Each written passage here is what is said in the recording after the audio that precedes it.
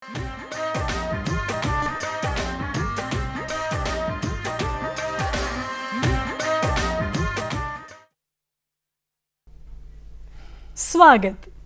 Programme गल्लां ते गीत। मैं हाँ नवजोत कौर। इस प्रोग्राम का तुहानू बड़ी बेसब्री दे नाल इंतज़ार भी है, उड़ीक भी रहे हो। एक मायनाज हस्ती, एक मायनाज शख्सियत, उगे ते निगे सुभाਅ दे मालक। कित्थों शुरू करां खुद नू नहीं सुझ रहा। पिंडां विचों पिंड सुणीदा पत्तड़ कलां। पत्तड़ कलां तो सुरजीत सुणीदा जद बनिया पात्र ते जग जाणदा। सुन्ने सुन्ने राहां दी पैड़ पा के लफ्ज़ां दी दरगाह मल बैठा। खिड़िया सारा चुगिरदा अज ओ गल्लां ते गीत दा रूहे रवां बन बैठा। ओ गल्लां ते गीत दा अज मेहमान बन बैठा। सो बहुत बहुत स्वागत कर रही हाँ प्रोग्राम गल्लां ते गीत विच सुरजीत पात्र जी का। सर बहुत बहुत स्वागत प्रोग्राम गल्लां ते गीत विच। बहुत बहुत शुक्रिया। किसी भी तारुफ किसी भी जानकारी का ये नाम मुथाज नहीं। जिन्होंने भी पंजाबी माँ बोली नूं पढ़िया है, भावें पाठक्रम च पढ़िया है, उस कविता का किसी ना किसी जमात दे विच ना प्रसंग सहित व्याख्या जरूर की है। सो किसी ना किसी तरीके किसी ना किसी राह दे वल्लों जदों एक मुड़िया राह ते जिहड़ा वो मोड़ सी ना, उत्थे जाने अनजाने लखां ने तुहानूं तुहाड़ियां कविता दे राहीं जाणिया। सो बहुत ही ज़्यादा अज सुभागी घड़ी ते खुशनसीब अपने आप नूं समझ रही हाँ भी तुहाडे नाल प्रोग्राम गल्लां ते गीत विच गल होनी है। नवजोत तुहाडे ना प्यारे बोलण लई बहुत बहुत शुक्रिया जी। और सारे जो सुन देख रहे उन्होंने मैं अपना अदब और मोह अर्पित करदा जी। सो मैं समझदा ये मेरी खुशनसीबी है कि मैं इत्थे तुहाडे कोल बैठा जी। और ये पल कुछ अपने दिल दियां गल्लां भाव और विचार साझे करन दा मौका मिलूगा। बहुत बहुत शुक्रिया जी। पद्म श्री सुरजीत पात्र जी, साहित्य अकादमी पुरस्कार विजेता सुरजीत पात्र जी, इन्हां सारे सन्मान मान सत्कारां तो उस तो अगे हो के जे अज मैं दर्शकों नूं इस उस निੱਘी शख्सियत बारे जे जाणू कराउणा है ना, तो सब तो पहला मैं जानना चाहुंदी हाँ सुरजीत सिंह तो सुरजीत पात्र दा सफ़र किहो जा रहा। सुरजीत पात्र जी।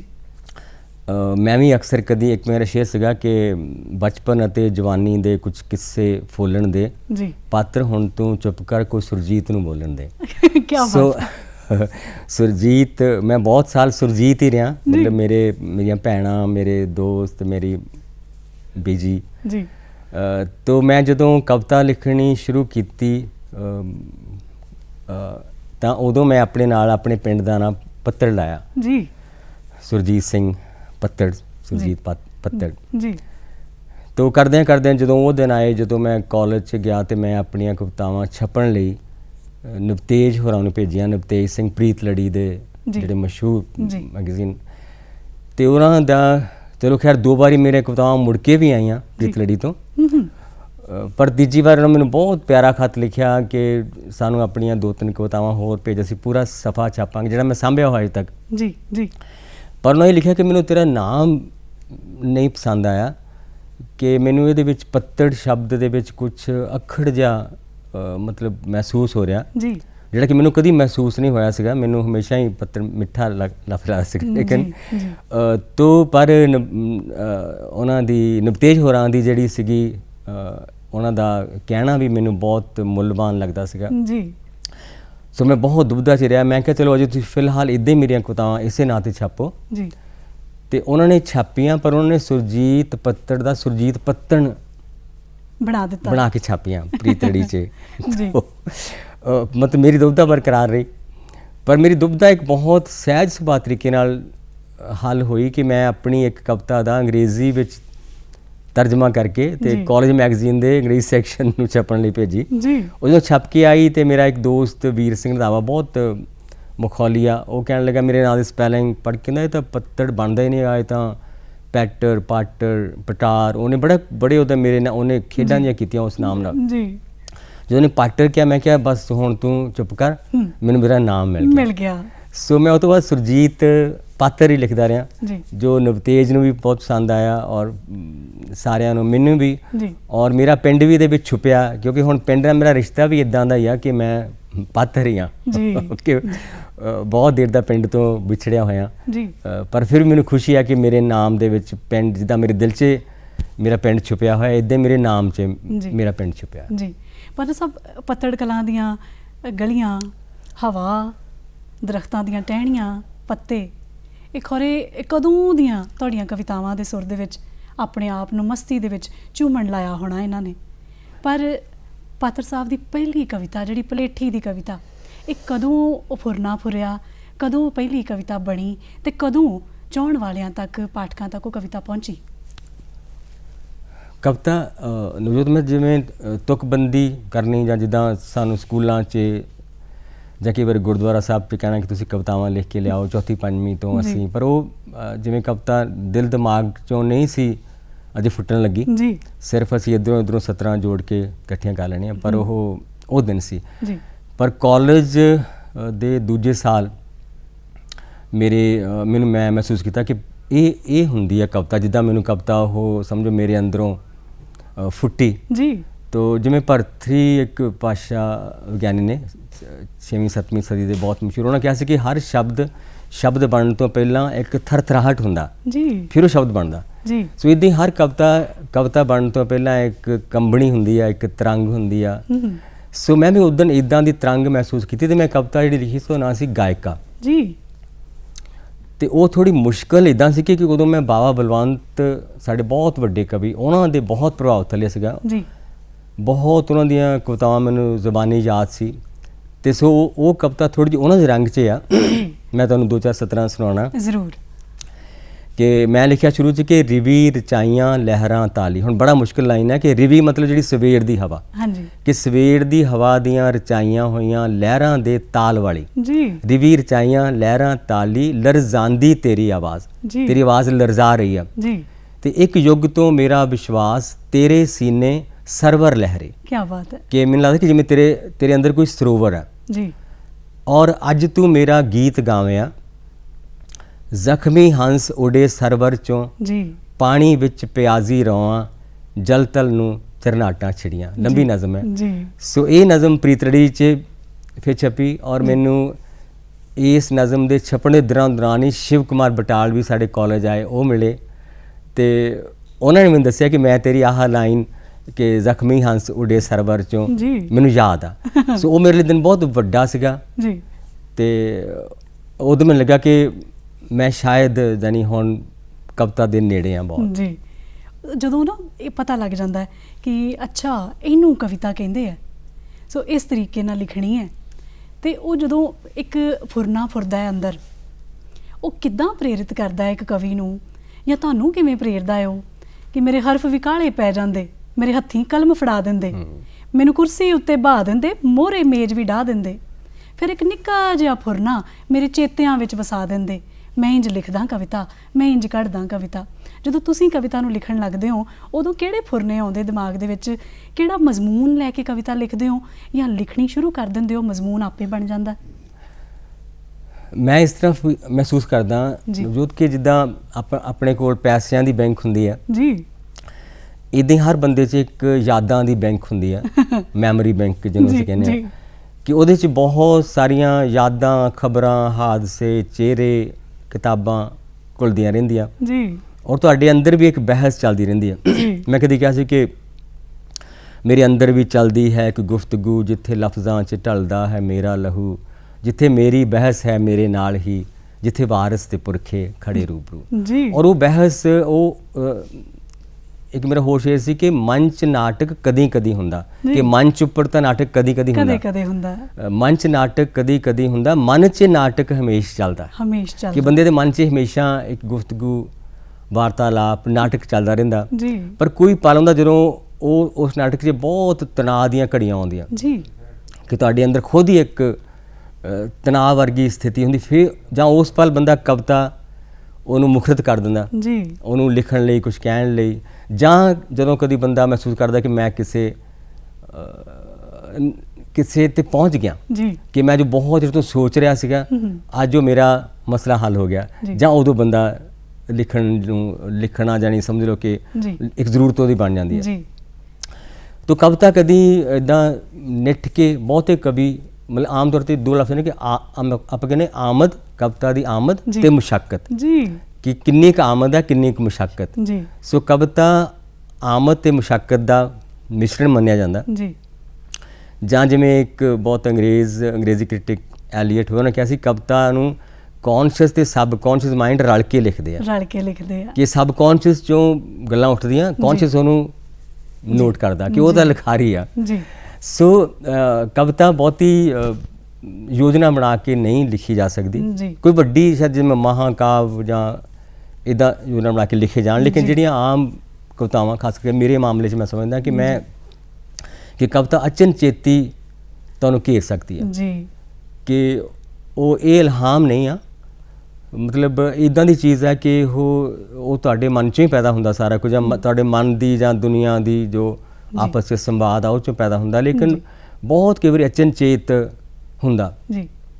ਮੈਂ ਤੁਹਾਨੂੰ ਇੱਕ ਕਵਿਤਾ ਜਿਹੜੀ ਬੜੀ ਯਾਨੀ ਪੜ੍ਹੀ ਗਈ ਜਾਂ ਗਜ਼ਲ ਕੁਛ ਕਿਹਾ ਤਾਂ ਹਨੇਰਾ ਜੀ ਜਰੇ, ਉਹਦੀ ਮੈਂ ਤੁਹਾਨੂੰ ਮਿਸਾਲ ਦੇਣੀ ਚਾਹੁੰਦਾ ਕਿ ਉਹ ਮੈਂ ਕਿੱਦਾਂ ਲਿਖੀ ਸੀ। ਜ਼ਰੂਰ। ਬਹੁਤ ਵਾਰੀ ਮੈਂ ਉਹ ਗੱਲ ਸੁਣਾਈ ਆ ਕਿ ਮੈਂ ਲੁਧਿਆਣੇ ਸ਼ਹਿਰ ਦੇ ਉਦੋਂ ਲੱਕੜ ਪੁਲ ਵੀ ਹੁੰਦਾ ਸੀਗਾ ਤੇ ਪੁਰਾਣੀਆਂ ਕਚਹਿਰੀਆਂ ਵੀ ਹੁੰਦੀਆਂ ਸੀ, ਤਾਂ ਮੈਂ ਉੱਥੋਂ ਲੱਕੜ ਪੁਲ ਤੋਂ ਉਤਰ ਕੇ ਪੁਰਾਣੀਆਂ ਕਚਹਿਰੀਆਂ ਦੇ ਵਿੱਚ ਦੀ ਤੁਰਿਆ ਜਾ ਰਿਹਾ ਸੀਗਾ ਜੀ। ਤਾਂ ਕਚਹਿਰੀ ਬੰਦ ਹੋ ਚੁੱਕੀ ਸੀ, ਮੈਂ ਸਿਰਫ ਸ਼ਾਰਟਕਟ ਕਰਨ ਲਈ ਕਿ ਸੜਕ ਨੂੰ ਛੱਡ ਕੇ ਮੈਂ ਉੱਥੋਂ ਦੀ ਹੋ ਗਿਆ। ਤਾਂ ਅਦਾਲਤ ਦੀ ਇਮਾਰਤ ਸੀ ਜੀ, ਵਕੀਲਾਂ ਦੇ ਖੋਖੇ ਸੀ ਜੀ, ਕੁਛ ਰੁੱਖ ਸੀ ਮੂੰਹ ਹਨੇਰੇ ਖੜੇ ਹੋਏ ਜੀ, ਤੇ ਮੈਨੂੰ ਅਚਾਨਕ ਲੱਗਾ ਕਿ ਇਹ ਰੁੱਖ ਨਹੀਂ ਹੈਗੇ, ਤਾਂ ਉਹ ਲੋਕ ਸੀ ਜਿਹੜੇ ਇੱਥੋਂ ਇਨਸਾਫ ਲੈਣ ਆਏ ਜੀ। ਸੋ ਪਹਿਲੀਆਂ ਸਤਰਾਂ ਮੇਰੇ ਇੱਦਾਂ ਆਉਂਦੀਆਂ ਕਿ ਇਸ ਅਦਾਲਤ 'ਚ ਬੰਦੇ ਬਿਰਖ ਹੋ ਗਏ, ਫੈਸਲੇ ਸੁਣਦਿਆਂ ਸੁੱਕ ਗਏ, ਆਖੋ ਇਹਨਾਂ ਨੂੰ ਉਜੜੇ ਘਰੀ ਜਾਣ ਹੋਣੇ, ਕਦੋਂ ਤੱਕ ਇੱਥੇ ਖੜੇ ਰਹਿਣਗੇ ਜੀ। ਔਰ ਇਹਦੇ ਨਾਲ ਹੀ ਹੋਰ ਸਤਰਾਂ ਤੁਰਦੀਆਂ ਗਈਆਂ ਕਿ ਕੀ ਇਹ ਇਨਸਾਫ ਹਉਮੈ ਦੇ ਪੁੱਤ ਕਰਨਗੇ, ਕੀ ਖਾਮੋਸ਼ ਪੱਥਰ ਦੇ ਬੁੱਤ ਕਰਨਗੇ, ਜੋ ਸਲੀਬਾਂ ਤੇ ਟੰਗੇ ਨੇ ਲੱਥਣੇ ਨਹੀਂ, ਰਾਜ ਬਦਲਣਗੇ ਸੂਰਜ ਚੜ੍ਹਨ ਲੈਣਗੇ। ਸੋ ਇੱਦਾਂ ਮੇਰੇ ਯਾਨੀ ਮੈਂ ਤੁਰਿਆ ਆ ਰਿਹਾ ਔਰ ਮੇਰੇ ਅੰਦਰ ਇਹੋ ਗਜ਼ਲ ਚੱਲਦੀ ਆ ਰਹੀ ਹੈ। ਔਰ ਜੋ ਹੁਣ ਇਹਦਾ ਪਹਿਲਾ ਜਿਹਨੂੰ ਅਸੀਂ ਮਤਲਾ ਕਹਿੰਦੇ ਆ ਉਹ ਮੈਂ ਦੂਜੀ ਸਵੇਰ ਨੂੰ ਲਿਖਿਆ, ਕੁਝ ਕਿਹਾ ਤਾਂ ਹਨੇਰਾ ਜਰੇਗਾ ਕਿਵੇਂ, ਜੋ ਹੁਣ ਸਭ ਤੋਂ ਪਹਿਲਾਂ ਉੱਪਰ ਸਿਖਰ ਤੇ ਉਹ ਮੈਂ ਅਖੀਰ 'ਚ ਲਿਖਿਆ ਸੀਗਾ। ਤੋ ਉਸ ਗਜ਼ਲ ਦੇ ਲਿਖਣ ਤੋਂ ਇੱਕ ਪਲ ਪਹਿਲਾਂ ਮੇਰੇ ਮਨ 'ਚ ਕੋਈ ਗਜ਼ਲ ਲਿਖਣ ਦਾ ਖਿਆਲ ਨਹੀਂ ਸੀ, ਲੇਕਿਨ ਸਿਰਫ ਉਹ ਰੁੱਖਾਂ ਨੂੰ ਮੈਂ ਖੜਿਆਂ ਨੂੰ ਦੇਖੀ ਜਿਹੜਾ ਇੱਕ ਮੈਨੂੰ ਖਿਆਲ ਆਇਆ, ਉੱਥੋਂ ਮੇਰੀ ਯਾਦਾਂ ਦੀ ਲੜੀ ਸ਼ੁਰੂ ਹੋਈ ਕਿ ਇਨਸਾਫ ਕਿਉਂ ਨਹੀਂ ਮਿਲਦਾ। ਫਿਰ ਮੈਂ ਕਹਿੰਦਾ ਕਿ ਸ਼ਾਇਦ ਹਉਮੈ ਦੇ ਜੋ ਬੁੱਤ ਨੇ ਇਹ ਇਨਸਾਫ ਨਹੀਂ ਕਰ ਸਕਦੇ। ਫਿਰ ਮੈਂ ਕਹਿੰਦਾ ਕੁਛ ਲੋਕ ਇੱਥੋਂ ਵਿਦੇਸ਼ ਚਲ ਜਾਂਦੇ ਆ, ਕੁਛ ਲੋਕ ਜੂਝਣ ਲਈ ਉੱਠੇ, ਲਹਿਰਾਂ ਉੱਠੀਆਂ, ਸ਼ਹਾਦਤਾਂ ਹੋਈਆਂ। ਸੋ ਉਹ ਸਾਰਾ ਕੁਝ ਜੋ ਮੇਰੇ ਅੰਦਰ ਸੀਗਾ ਉਹ ਇੱਕ ਸੂਈ ਧਾਗਾ ਜਿਵੇਂ ਤੁਹਾਨੂੰ ਕੋਈ ਮਿਲ ਜਾਂਦਾ ਤੁਸੀਂ ਉਹ 'ਚ ਪਰੋਈ ਜਾਂਦੇ ਹੋ। ਸੋ ਇਸ ਤਰ੍ਹਾਂ ਦੀ ਕਵਿਤਾ ਦਾ ਜਿਹੜਾ ਮੈਨੂੰ ਅਹਿਸਾਸ ਹੈ ਕਿ ਬਹੁਤ ਵਾਰੀ ਕਵਿਤਾ ਇੱਦਾਂ ਹੀ ਸ਼ੁਰੂ ਹੁੰਦੀ ਜੀ। ਪਤਾ ਸਭ ਇਹ ਕੁਝ ਕਿਹਾ ਤਾਂ ਹਨੇਰਾ ਜਰੇਗਾ ਕਿਵੇਂ, ਇਹਦੇ ਨਾਲ ਨਾ ਇੱਕ ਮੇਰਾ ਬੜਾ ਖੂਬਸੂਰਤ ਜਿਹਾ ਵਾਕਿਆ ਜੁੜਿਆ। ਓਕੇ, ਮੈਂ 6ਵੀਂ ਜਮਾਤ 'ਚ ਸੀ, ਭਾਸ਼ਾ ਵਿਭਾਗ ਵੱਲੋਂ ਨਾ ਪ੍ਰਸ਼ਨ ਉੱਤਰ ਪ੍ਰਤੀਯੋਗਤਾ ਕਰਾਈ ਗਈ, ਮੈਂ ਉਹਦੇ ਸਾਰੇ ਜਵਾਬ ਹੱਲ ਕੀਤੇ, ਮੈਨੂੰ ਪਹਿਲਾ ਇਨਾਮ ਮਿਲਿਆ। ਭਾਸ਼ਾ ਵਿਭਾਗ ਵੱਲੋਂ ਚੋਣਵੀਆਂ ਕਵਿਤਾਵਾਂ ਦੀ ਇੱਕ ਕਿਤਾਬ ਇਨਾਮ ਵਜੋਂ ਮਿਲੀ, ਉਹਦੇ 'ਚ ਬਹੁਤ ਸਾਰੇ ਕਵੀਆਂ ਦੀਆਂ ਚੋਣਵੀਆਂ ਕਵਿਤਾਵਾਂ ਸੀ। ਪਹਿਲੀ ਕਵਿਤਾ ਜਾਂ ਗਜ਼ਲ ਇਹ ਤੁਹਾਡੀ ਸੀ, ਕੁਝ ਕਿਹਾ ਤਾਂ ਹਨੇਰਾ ਜਰੇਗਾ ਕਿਵੇਂ, ਚੁੱਪ ਰਿਹਾ ਤਾਂ ਸ਼ਮਾਦਾਨ ਕੀ ਕਹਿਣਗੇ। ਉਸ ਵੇਲੇ ਬਾਲ ਅਵਸਥਾ, ਬਾਲ ਮਨ, ਉਹਨੂੰ ਸਿਰਫ ਪੜ੍ਹਿਆ ਤੇ ਪੜ੍ਹ ਕੇ ਹੀ ਉਹਦੇ ਅਰਥ ਕੱਢ ਲਏ ਵੀ ਇਹ ਕਿਹੜੀ ਵੱਡੀ ਗੱਲ ਆ, ਹਨੇਰਾ ਦੂਰ ਕਰਨਾ ਕਿਹੜੀ ਔਖੀ ਗੱਲ ਆ, ਬੱਤੀ ਜਗਾ ਦਿਓ ਹਨੇਰਾ ਦੂਰ ਹੋ ਜਾਂਦਾ। ਉਸ ਤੋਂ ਬਾਅਦ ਜਦੋਂ 2-3 ਸਾਲ 4 ਸਾਲ ਦੇ ਵਕਫੇ ਬਾਅਦ ਫਿਰ ਉਹ ਕਿਤਾਬ ਜਦੋਂ ਫੋਲੀ, ਫਿਰ ਉਹਨੂੰ ਪੜ੍ਹਿਆ ਤੇ ਉਹਦੇ ਮਾਇਨੇ ਬਦਲ ਗਏ ਵੀ ਇਹ ਕਿਹਾ ਗਿਆ ਇਹਦੇ 'ਚ ਵੀ ਜਰਨਾ ਨਹੀਂ, ਵੀ ਜੇ ਕੁਝ ਹੈ ਅੰਦਰ, ਜੇ ਇਨਸਾਫ ਮੰਗਣਾ ਆ ਤੇ ਕੁਝ ਕਹਿਣਾ ਵੀ ਜ਼ਰੂਰੀ ਹੈ। ਹਰ ਉਮਰ 'ਚ ਜਦੋਂ ਤੁਸੀਂ ਕੋਈ ਕਿਤਾਬ ਪੜ੍ਹਦੇ ਆ ਤੁਸੀਂ ਵੱਖਰੇ ਅਰਥ ਕਰਦੇ ਆ। ਮੈਨੂੰ ਤੁਹਾਡੀ ਗੱਲ ਤੋਂ ਮੈਨੂੰ ਮੇਰੀ ਭਾਣਜੀ ਛੋਟੀ ਜਿਹੀ ਹੁੰਦੀ ਸੀ ਜੀ, ਉਦੋਂ ਮੇਰੀ ਕਵਿਤਾ ਛਪੀ ਕਿ ਮੈਂ ਜਿਨ੍ਹਾਂ ਲੋਕਾਂ ਲਈ ਪੁਲ ਬਣ ਗਿਆ ਸਾਂ ਉਹ ਜਦੋਂ ਮੇਰੇ ਤੋਂ ਲੰਘ ਕੇ ਜਾ ਰਹੇ ਸਨ, ਮੈਂ ਸੁਣਿਆ ਮੇਰੇ ਬਾਰੇ ਕਹਿ ਰਹੇ ਸਨ ਉਹ ਕਿੱਥੇ ਰਹਿ ਗਿਆ ਹੈ ਚੁੱਪ ਜਿਹਾ ਬੰਦਾ, ਸ਼ਾਇਦ ਪਿੱਛੇ ਮੁੜ ਗਿਆ ਹੈ ਸਾਨੂੰ ਪਹਿਲਾਂ ਪਤਾ ਸੀ ਉਸ ਵਿੱਚ ਦਮ ਨਹੀਂ ਹੈ ਜੀ। ਤਾਂ ਮੇਰੀ ਭਾਂਜੀ ਕਹਿਣ ਲੱਗੀ ਮਾਮਾ ਜੀ ਤੁਸੀਂ ਪੁਲ ਕਿਸ ਤਰ੍ਹਾਂ ਬਣੇ ਸੀਗੇ ਇੱਦਾਂ ਤੁਸੀਂ ਲੇਟ ਗਏ ਸੀ ਕਹਿੰਦੇ ਸੋ ਮਤਲਬ ਉਹ ਛੋਟੀ ਸੀ ਉਦੋਂ ਜੀ। ਸੋ ਤੇਰੇ ਵਾਂਗ ਉਹਨੇ ਵੀ ਜਣੀ ਉਹਦੇ ਹਨੇਰੇ ਦੇ ਅਰਥ ਇੱਦਾਂ। ਸੋ ਇਹ ਹੁੰਦਾ ਕਿ ਅਸੀਂ ਜਦੋਂ ਅਸੀਂ ਬਚਪਨ 'ਚ ਜੇ ਅਸੀਂ ਕਿਤਾਬ ਪੜ੍ਹਦੇ ਹਾਂ ਅਸੀਂ ਹੋਰ ਸ਼ੇਰਾਂ 'ਤੇ ਨਿਸ਼ਾਨ ਲਾਉਂਦੇ, ਜਦੋਂ ਅਸੀਂ ਜਵਾਨੀ 'ਚ ਪੜ੍ਹਦੇ ਹਾਂ ਹੋਰ ਸ਼ੇਰਾਂ 'ਚ, ਜਦੋਂ ਅਸੀਂ ਫਿਰ ਬੁੱਢੇ ਹੋ ਕੇ ਪੜ੍ਹਦੇ ਹਾਂ ਫਿਰ ਅਸੀਂ ਕਹਿੰਦੇ ਆਹ ਸ਼ੇਰ ਤਾਂ ਆਹ ਮੈਂ ਪੜ੍ਹਿਆ ਹੀ ਨਹੀਂ ਸੀਗਾ ਇੰਨਾ ਸੋਹਣਾ ਸ਼ੇਰ। ਸੋ ਕਵਿਤਾ ਨਾਲ ਤੁਹਾਡਾ ਰਿਸ਼ਤਾ ਬਦਲਦਾ ਰਹਿੰਦਾ ਉਮਰ ਨਾਲ, ਤੁਹਾਡੀ ਮਨ ਦੀ ਹਾਲਤ ਨਾਲ। ਜੀ ਪਤਾ ਸਾਹਿਬ, ਪ੍ਰੋਗਰਾਮ ਗੱਲਾਂ ਤੇ ਗੀਤ ਤੇ ਗੀਤਾਂ ਵਰਗੀਆਂ ਕਵਿਤਾਵਾਂ ਜਾਂ ਗਜ਼ਲਾਂ ਜੇ ਅੱਜ ਇਸ ਪ੍ਰੋਗਰਾਮ ਦਾ ਸ਼ਿੰਗਾਰ ਨਾ ਹੋਣਗੀਆਂ ਨਾ ਤੇ ਫਿਰ ਮੈਨੂੰ ਬੜਾ ਦੁੱਖ ਲੱਗਣਾ। ਸੋ ਇਸ ਵੇਲੇ ਡਾਇਰੀ ਦੇ ਉੱਪਰ ਨੀਲੇ ਅੱਖਰਾਂ ਦੇ ਵਿੱਚ ਇੱਕ ਕਵਿਤਾ ਨਾ ਆਉਣ ਨੂੰ ਚਿੱਤ ਕਰਦਾ ਉਹਦਾ ਤੇ ਤੁਸੀਂ ਉਧਰ ਨੂੰ ਹੋ ਜਾਓ। ਮੈਂ ਤਾਂ ਇਹ ਮੇਰੀ ਕਵਿਤਾ ਨਾ ਇੱਥੇ ਇੱਦਾਂ ਤਾਂ ਕਿ ਮੈਨੂੰ ਬਿਲਕੁਲ ਮੈਂ ਉਹ ਮੰਨ ਲਓ ਲਿਖ ਹੀ ਰਿਹਾ ਸੀ ਇਹਨਾਂ ਦਿਨਾਂ 'ਚ ਜੀ। ਇਹ ਗੁਰੂ ਤੇਗ ਬਹਾਦਰ ਸਾਹਿਬ ਬਾਰੇ ਕਵਿਤਾ ਹੈ, ਉਹਨਾਂ ਦਾ ਜਿਹੜਾ 400 ਸਾਲਾ ਪ੍ਰਕਾਸ਼ ਪੁਰਬ ਜੀ। ਤੇ ਇਹਦੇ ਮੈਂ ਤੁਹਾਨੂੰ ਕੁਝ ਬੰਦ ਪੜ੍ਹ ਦੇਣਾ ਕਿ ਇਹ ਉਹੀ ਕਹਾਣੀ ਹੈ ਬਾਬੇ ਦੀ ਤੇ ਬਾਬਰ ਦੀ ਜੀ। ਇਹ ਉਹੀ ਕਹਾਣੀ ਹੈ ਬਾਬੇ ਦੀ ਤੇ ਬਾਬਰ ਦੀ, ਇੱਕ ਸਿਦਕ ਸ਼ਹਾਦਤ ਹੈ, ਇੱਕ ਜ਼ਿੱਦ ਹੈ ਜਾਬਰ ਦੀ ਜੀ। ਇਹ ਸ਼ਬਦ ਵੀ ਉਹੀ ਹੈ, ਇਹ ਨਾਦ ਵੀ ਉਹੀ ਹੈ, ਇਹ ਜੋਤ ਵੀ ਉਹੀ ਹੈ, ਇਹ ਨੂਰ ਵੀ ਉਹੀ ਹੈ, ਬਸ ਕਾਇਆ ਪਲਟੀ ਹੈ ਗੁਰੂ ਤੇਗ ਬਹਾਦਰ ਦੀ ਜੀ। ਇਹ ਉਹੀ ਕਹਾਣੀ ਹੈ ਬਾਬੇ ਦੀ ਤੇ ਬਾਬਰ ਦੀ ਜੀ। ਇੱਕ ਪਾਸੇ ਸੂਰਜ ਹੈ, ਤਲਵਾਰ ਹੈ ਇੱਕ ਪਾਸੇ ਪ੍ਰੇਮ ਦਾ ਚਾਅ, ਹੰਕਾਰ ਹੈ ਇੱਕ ਪਾਸੇ ਜੀ। ਬਾਜ਼ੀ ਹੈ ਹਨੇਰੇ ਦੀ ਤੇ ਜੋਤ ਉਜਾਗਰ ਦੀ, ਇਹ ਉਹੀ ਕਹਾਣੀ ਹੈ ਬਾਬੇ ਦੀ ਤੇ ਬਾਬਰ ਦੀ। ਇਹ ਅੱਜ ਦੀ ਬਾਤ ਨਹੀਂ, ਇਹ ਪਿਰਤ ਹਮੇਸ਼ਾ ਦੀ, ਇਹ ਹਾਰ ਤਕੱਬਰ ਦੀ, ਇਹ ਜਿੱਤ ਦਰਵੇਸ਼ਾਂ ਦੀ, ਇਹ ਕੂੜ ਤੇ ਸੱਚ ਦੀ ਹੈ, ਕਦ ਖੇਡ ਬਰਾਬਰ ਦੀ ਜੀ। ਇਹ ਉਹੀ ਕਹਾਣੀ ਹੈ। ਔਰ ਇੱਕ ਸੀਸ ਕਲਮ ਹੋਇਆ, ਇੱਕ ਰਤ ਦੀ ਸਿਆਹੀ ਹੈ ਜੀ। ਇੱਕ ਸੀਸ ਕਲਮ ਹੋਇਆ, ਇੱਕ ਰਤ ਦੀ ਸਿਆਹੀ ਹੈ, ਧਰਤੀ ਤੇ ਗਵਾਹੀ ਹੈ ਗੁਰੂ ਤੇਗ ਬਹਾਦਰ ਦੀ। ਕੀ ਬਾਤ।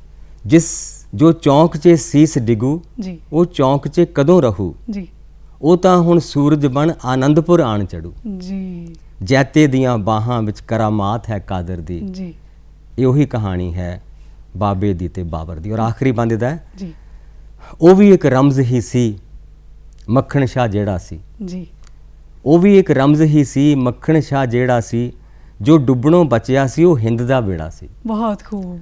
ਉਹ ਵੀ ਇੱਕ ਰਮਜ਼ ਹੀ ਸੀ ਮੱਖਣ ਸ਼ਾਹ ਜਿਹੜਾ ਸੀ, ਜੋ ਡੁੱਬਣੋਂ ਬਚਿਆ ਸੀ ਉਹ ਹਿੰਦ ਦਾ ਬੇੜਾ ਸੀ ਜੀ। ਇਹ ਸੱਚਾ ਸੌਦਾ ਸੀ ਸੁਖਣਾ ਸੀ ਸੁਦਾਗਰ ਦੀ। ਇਹ ਉਹੀ ਕਹਾਣੀ ਹੈ ਬਾਬੇ ਦੀ ਤੇ ਬਾਬਰ ਦੀ, ਇੱਕ ਸਿਦਕ ਸ਼ਹਾਦਤ ਹੈ, ਇੱਕ ਜ਼ਿੱਦ ਹੈ ਜਾਬਰ ਦੀ ਜੀ। ਕਿਆ ਕਿ ਲਫ਼ਜ਼ਾਂ ਨੂੰ ਨਾ ਇੱਦਾਂ ਪਰੋ ਦੇਣਾ ਜਿਵੇਂ ਕੋਈ ਜਾਦੂਗਰ ਜਾਦੂ ਦਿਖਾ ਰਿਹਾ ਤੇ ਜਿਹੜੇ ਸਾਹਮਣੇ ਪੂਰੀ ਦੀ ਪੂਰੀ ਲੁਕਾਈ ਜਨਤਾ, ਭੋਲੇ ਭਾਲੇ ਬੱਚੇ ਬੈਠੇ ਆ ਨਾ, ਉਹਦੇ ਹਰ ਟ੍ਰਿਕ ਤੇ ਉਹਦੇ ਹਰ ਦ੍ਰਿਸ਼ ਦੇ ਉੱਤੇ ਵਾਹ ਵਾਹ ਕਰੀ ਜਾਂਦੇ ਨੇ। ਸੋ ਲਫ਼ਜ਼ਾਂ ਦੇ ਜਾਦੂਗਰ ਹੁੰਦੇ ਨੇ ਕਵੀ। ਸੋ ਜਾਦੂ ਜਿੱਥੇ ਹੈ, ਤੁਸੀਂ ਕਦੇ ਇਹੋ ਜਿਹਾ ਜਾਦੂ ਆਪਣੀ ਜ਼ਿੰਦਗੀ 'ਚ ਕਦੇ ਸੋਚਿਆ, ਕਦੇ ਮਹਿਸੂਸ ਕੀਤਾ ਵੀ ਤੁਹਾਨੂੰ ਕਦੇ ਕਿਸੇ ਨੇ ਇਦਾਂ ਕਿਹਾ ਹੋਵੇ? ਮੈਨੂੰ ਤੁਹਾਡੀ ਗੱਲ ਤੋਂ ਮੈਨੂੰ ਇੱਕ ਬਹੁਤ ਪਿਆਰੀ ਗੱਲ ਜਿਹੜੀ ਮੇਰੀ ਬਹੁਤ ਜ਼ਿੰਦਗੀ ਦੀ ਯਾਦਗਾਰੀ ਗੱਲ ਹੈ ਜੀ ਜੀ, ਉਹ ਯਾਦ ਆ ਗਈ ਕਿ ਮੈਂ ਸ਼ਾਇਦ 1999 ਦੀ ਗੱਲ ਹੈ ਜੀ। ਮੈਂ ਇੱਕ ਅੰਤਰਰਾਸ਼ਟਰੀ ਕਵਿਤਾ ਉਤਸਵ 'ਚ ਸ਼ਾਮਲ ਹੋਇਆ। ਲਾਤੀਨੀ ਅਮਰੀਕਾ ਦਾ ਦੇਸ਼ ਹੈ ਕੋਲੰਬੀਆ। ਅੱਛਾ ਜੀ। ਕੋਲੰਬੀਆ ਦਾ ਸ਼ਹਿਰ ਹੈ ਮੈਦੇਜਨ। ਉੱਥੇ 50 ਦੇਸ਼ਾਂ ਤੋਂ ਕਵੀ ਇਕੱਤਰ ਹੋਏ ਸੀਗੇ ਤੇ ਉਸ ਸਾਲ ਭਾਰਤ ਤੋਂ ਮੇਰੀ ਵਾਰੀ ਆ ਗਈ ਜੀ। ਤੋ ਮੈਂ ਇੱਕ ਤਾਂ ਉੱਥੇ ਮਹਿਸੂਸ ਕੀਤਾ ਕਿ ਉੱਥੇ ਜਾ ਕੇ ਮੈਂ ਮਹਿਸੂਸ ਕੀਤਾ ਕਿ ਅਸੀਂ ਅੰਦਰੋਂ ਕਿੰਨੇ ਇੱਕੋ ਜਿਹੇ ਆ, ਕਿ ਇਹ ਕਿੰਨੀ ਦੂਰ ਦੇ ਵਸਦੇ ਲੋਕ ਆ, ਮੈਂ ਕਿੱਥੋਂ ਆਇਆ, ਕਿੱਥੇ ਜੰਮਿਆ, ਹੈ ਨਾ। ਅਸੀਂ ਕਵਿਤਾਵਾਂ ਆਪਣੀਆਂ ਅੰਗਰੇਜ਼ੀ 'ਚ ਅਨੁਵਾਦ ਕਰਕੇ 20 ਕਵਿਤਾਵਾਂ ਭੇਜੀਆਂ ਸੀ, ਉਹਨਾਂ ਨੇ ਸਪੈਨਿਸ਼ 'ਚ ਕੀਤੀਆਂ ਜੀ। ਸੋ ਅਸੀਂ ਤਾਂ ਪੜ੍ਹਦੇ ਸੀਗੇ ਆਪਣੀ ਆਪਣੀ ਭਾਸ਼ਾ 'ਚ, ਯਾਨੀ ਮੈਂ ਪੰਜਾਬੀ 'ਚ ਪੜ੍ਹੀ ਜੀ। ਤੋ ਉਹਦਾ ਜੋ ਸਪੈਨਿਸ਼ ਅਨੁਵਾਦ ਫਿਰ ਮੇਰੇ ਸਪੈਨਿਸ਼ ਜਿਹੜਾ ਪੜ੍ਹਨ ਵਾਲਾ ਸੀ ਉਹਨੇ ਪੜ੍ਹੀ ਜੀ। ਤੋ ਉਹ ਇੱਕ ਛੋਟੀ ਜਿਹੀ ਕਵਿਤਾ ਸੀ ਜਿਹੜੀ ਕਿ ਮੈਂ ਜਦੋਂ ਹੈਰਾਨ ਹੋਇਆ ਕਿ ਕਿੱਦਾਂ ਬੰਦੇ ਇੱਕੋ ਜਿਹੇ ਅੰਦਰੋਂ। ਉਹ ਕਵਿਤਾ ਸੀ ਕਿ ਮੈਂ ਕਿ ਮੇਰੀ ਮਾਂ ਨੂੰ ਮੇਰੀ ਕਵਿਤਾ ਸਮਝ ਨਾ ਆਈ, ਭਾਵੇਂ ਮੇਰੀ ਮਾਂ ਬੋਲੀ ਵਿੱਚ ਲਿਖੀ ਹੋਈ ਸੀ, ਉਹ ਤਾਂ ਕੇਵਲ ਇੰਨਾ ਸਮਝੀ ਪੁੱਤ ਦੀ ਰੂਹ ਨੂੰ ਦੁੱਖ ਹੈ ਕੋਈ, ਪਰ ਇਸ ਦਾ ਦੁੱਖ ਮੇਰੇ ਹੁੰਦਿਆਂ ਆਇਆ ਕਿੱਥੋਂ, नीज लगा के देखी मेरी अनपढ़ माँ ने मेरी कविता, देखो लोको कुखों जाए माँ ਨੂੰ ਛੱਡ ਕੇ ਦੁੱਖ ਕਾਗਜ਼ਾਂ ਨੂੰ ਦੱਸਦੇ ਨੇ ਜੀ। ਮੇਰੀ ਮਾਂ ਨੇ ਕਾਗਜ਼ ਚੁੱਕ ਸੀਨੇ ਨੂੰ ਲਾਇਆ, ਖਬਰੇ ਇਦਾਂ ਹੀ ਕੁਛ ਮੇਰੇ ਨੇੜੇ ਹੋਵੇ ਮੇਰਾ ਜਾਇਆ। ਜੀ। ਤੋ ਇਸ ਕਵਿਤਾ ਦੇ ਜਦੋਂ ਸਪੈਨਿਸ਼ ਅਨੁਵਾਦ ਪੜ੍ਹਿਆ ਤਾਂ ਮੈਨੂੰ ਬਹੁਤ ਬੱਚਿਆਂ ਨੇ ਕਿਹਾ ਕਿ ਸਾਨੂੰ ਇਹ ਕਵਿਤਾ ਤੁਸੀਂ ਸਾਡੇ ਸਫਿਆਂ ਸਾਡੀ ਕਾਪੀ 'ਤੇ ਲਿਖ ਕੇ ਜਾਓ, ਆਪਣੀ ਭਾਸ਼ਾ 'ਚ ਲਿਖ ਕੇ ਜਾਓ। ਸੋ ਉਹ ਮੇਰੇ ਲਈ ਬਹੁਤ ਪਲ ਸੀਗਾ। ਔਰ ਇੱਕ ਜਿਹੜੀ ਹੋਰ ਤੁਸੀਂ ਜਾਦੂਗਰ ਦੀ ਗੱਲ ਕੀਤੀ ਹੈ ਤਾਂ ਮੈਨੂੰ ਆਮ ਤੌਰ 'ਤੇ ਮੈਂ ਉੱਥੇ ਲੰਘਾਂ ਤਾਂ ਬੱਚਿਆਂ ਨੇ ਕਹਿਣਾ ਮਾਘੋ, ਮੈਂ ਕਹਿਣਾ ਇਹ ਮਾਘੋ ਕੀ ਹੋਇਆ ਹੈ ਨਾ। ਸੋ ਇੱਕ ਦਿਨ ਇਹਦਾ ਭੇਦ ਖੁੱਲਿਆ ਕਿ ਮੈਂ ਇੱਕ ਦਿਨ ਅਸੀਂ ਕਵਿਤਾ ਪਾਠ ਤੋਂ ਪਹਿਲਾਂ ਮੈਂ ਮੇਰਾ ਜਿਹੜਾ ਇੰਟਰਪ੍ਰੈਟਰ ਸੀਗਾ ਉਹਦੀ ਵਾਈਫ ਅਸੀਂ ਇੱਕ ਪਾਰਕ 'ਚ ਖੜੇ ਤੇ ਇੱਕ ਸਪੇਨੀ ਬੱਚਾ ਟਰਾਈਸਾਈਕਲ ਚਲਾਉਂਦਾ ਛੋਟਾ ਜਿਹਾ ਬੱਚਾ ਸਾਡੇ ਕੋਲ ਆਇਆ ਤੇ ਉਹਨੇ ਕੁਛ ਉਹਨਾਂ ਨੂੰ ਸਪੈਨਿਸ਼ 'ਚ ਪੁੱਛਿਆ ਤੇ ਉਹ ਦੋਨੋਂ ਹੱਸ ਪਏ ਤੇ ਮੈਂ ਕਿਹਾ ਕੀ ਕਹਿੰਦਾ ਸੀ ਬੱਚਾ? ਕਹਿੰਦੇ ਪੁੱਛਦਾ ਸੀ ਇਹ ਭਾਈ ਜਾਦੂਗਰ ਹੈ। ਸੋ ਮਾਘੋ ਉਹਨਾਂ ਦਾ ਜਾਦੂਗਰ ਨੂੰ ਕਹਿੰਦੇ ਸੀ। ਤੇ ਉਹ ਤੋਂ ਬਾਅਦ ਮੈਂ ਕਵਿਤਾ ਲਿਖੀ, ਮੈਂ ਲਿਖਿਆ ਕਿ ਲਾਤੀਨੀ ਅਮਰੀਕਾ ਦੇ ਕੋਲੰਬੀਆ ਦੇਸ਼ ਵਿੱਚ ਮੈਦੇਜਨ ਸ਼ਹਿਰ ਦੀ ਓਬਰੇਰੋ ਪਾਰਕ ਵਿੱਚ ਇੱਕ ਛੋਟਾ ਜਿਹਾ ਸਪੇਨੀ ਬੱਚਾ ਸਾਈਕਲ ਚਲਾਉਂਦਾ ਮੇਰੇ ਕੋਲ ਆਇਆ, ਮੇਰੀ ਪਗੜੀ ਤੇ ਦਾੜੀ ਦੇਖ ਕੇ ਪੁੱਛਣ ਲੱਗਾ ਤੂੰ ਜਾਦੂਗਰ ਹੈ? ਕਹਿਣ ਲੱਗਾ ਸਾਂ ਨਹੀਂ, ਪਰ ਬੱਚੇ ਦਾ ਚਾਅ ਦੇਖ ਕੇ ਮੈਥੋਂ ਕਿਹਾ ਨਾ ਗਿਆ ਨਹੀਂ। ਮੈਂ ਕਿਹਾ ਹਾਂ, ਮੈਂ ਅਸਮਾਨ ਤੋਂ ਤਾਰੇ ਤੋੜ ਕੇ ਕੁੜੀਆਂ ਲਈ ਹਾਰ ਬਣਾ ਸਕਦਾ। ਕੀ ਬਾਤ ਹੈ। ਮੈਂ ਕਿਸੇ ਰੁੱਖ ਦੇ ਪੱਤਿਆਂ ਨੂੰ ਕਿਸੇ ਸਾਜ਼ ਦੀਆਂ ਸੁਰਾਂ ਬਣਾ ਸਕਦਾ। ਮੈਂ ਹਵਾ ਨੂੰ ਕਿਸੇ ਸਾਜ਼ਿੰਦੇ ਦੇ ਪੋਟੇ ਬਣਾ ਸਕਦਾ। ਬਹੁਤ ਖੂਬ। ਬੱਚੇ ਨੇ ਹੈਰਾਨ ਤੇ ਖੁਸ਼ ਹੋ ਕੇ ਕਿਹਾ ਅੱਛਾ ਤਾਂ ਫਿਰ ਤੂੰ ਮੇਰੇ ਸਾਈਕਲ ਨੂੰ ਘੋੜਾ ਹੀ ਬਣਾ ਦੇ। ਹਾਲਾ। ਮੈਂ ਕਿਹਾ ਬੇਟਾ ਅਸਲ ਵਿੱਚ ਮੈਂ ਬੱਚਿਆਂ ਦਾ ਜਾਦੂਗਰ ਨਹੀਂ, ਮੈਂ ਵੱਡਿਆਂ ਦਾ ਜਾਦੂਗਰ। ਬੱਚੇ ਨੇ ਥੋੜਾ ਉਦਾਸ ਤੇ ਸੋਚ ਕੇ ਕਿਹਾ ਕਿ ਅੱਛਾ ਤਾਂ ਫਿਰ ਤੂੰ ਮੇਰੇ ਬਾਪੂ ਦੇ ਘਰ ਨੂੰ ਮਹਿਲ ਬਣਾ ਦੇ। ਅਖੀਰ ਮੈਂ ਛਿੱਥਾ ਪੈ ਕੇ ਕਿਹਾ ਕਿ ਅਸਲ ਵਿੱਚ ਮੈਂ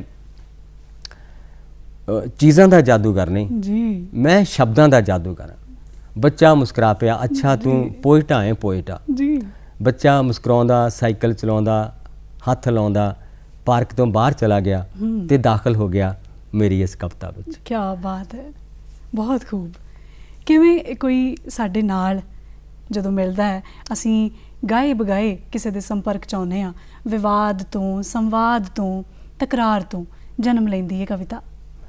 ਕੋਈ ਹੋਰ ਇਹੋ ਜਿਹਾ ਕਿੱਸਾ ਬੜਾ ਖੂਬਸੂਰਤ ਜਿਹਾ ਜਿਹੜੀ ਤਕਰਾਰ ਦੇ ਵਿੱਚੋਂ ਜਾਂ ਅੰਦਰ ਦੇ ਸ਼ਬਦਾਂ ਦੀ ਜਦੋਜਹਿਦ ਨੇ ਤੁਹਾਨੂੰ ਉਸੇ ਵੇਲੇ ਵੀ ਰਾਤ ਸੌਣ ਨਾ ਦਿੱਤਾ ਹੋਵੇ, ਰਾਤ ਟਿਕਣ ਨਾ ਦਿੱਤਾ ਹੋਵੇ ਵੀ ਨਹੀਂ ਪਾਤਰ ਉੱਠ, ਹੁਣ ਇਸ ਵੇਲੇ ਜੋ ਅੰਦਰ ਕਸ਼ਮਕਸ਼ ਚੱਲ ਰਹੀ ਹੈ ਨਾ ਇਹਨੂੰ ਕਾਗਜ਼ ਦੇ ਉੱਤੇ ਵਾਹ ਦੇ।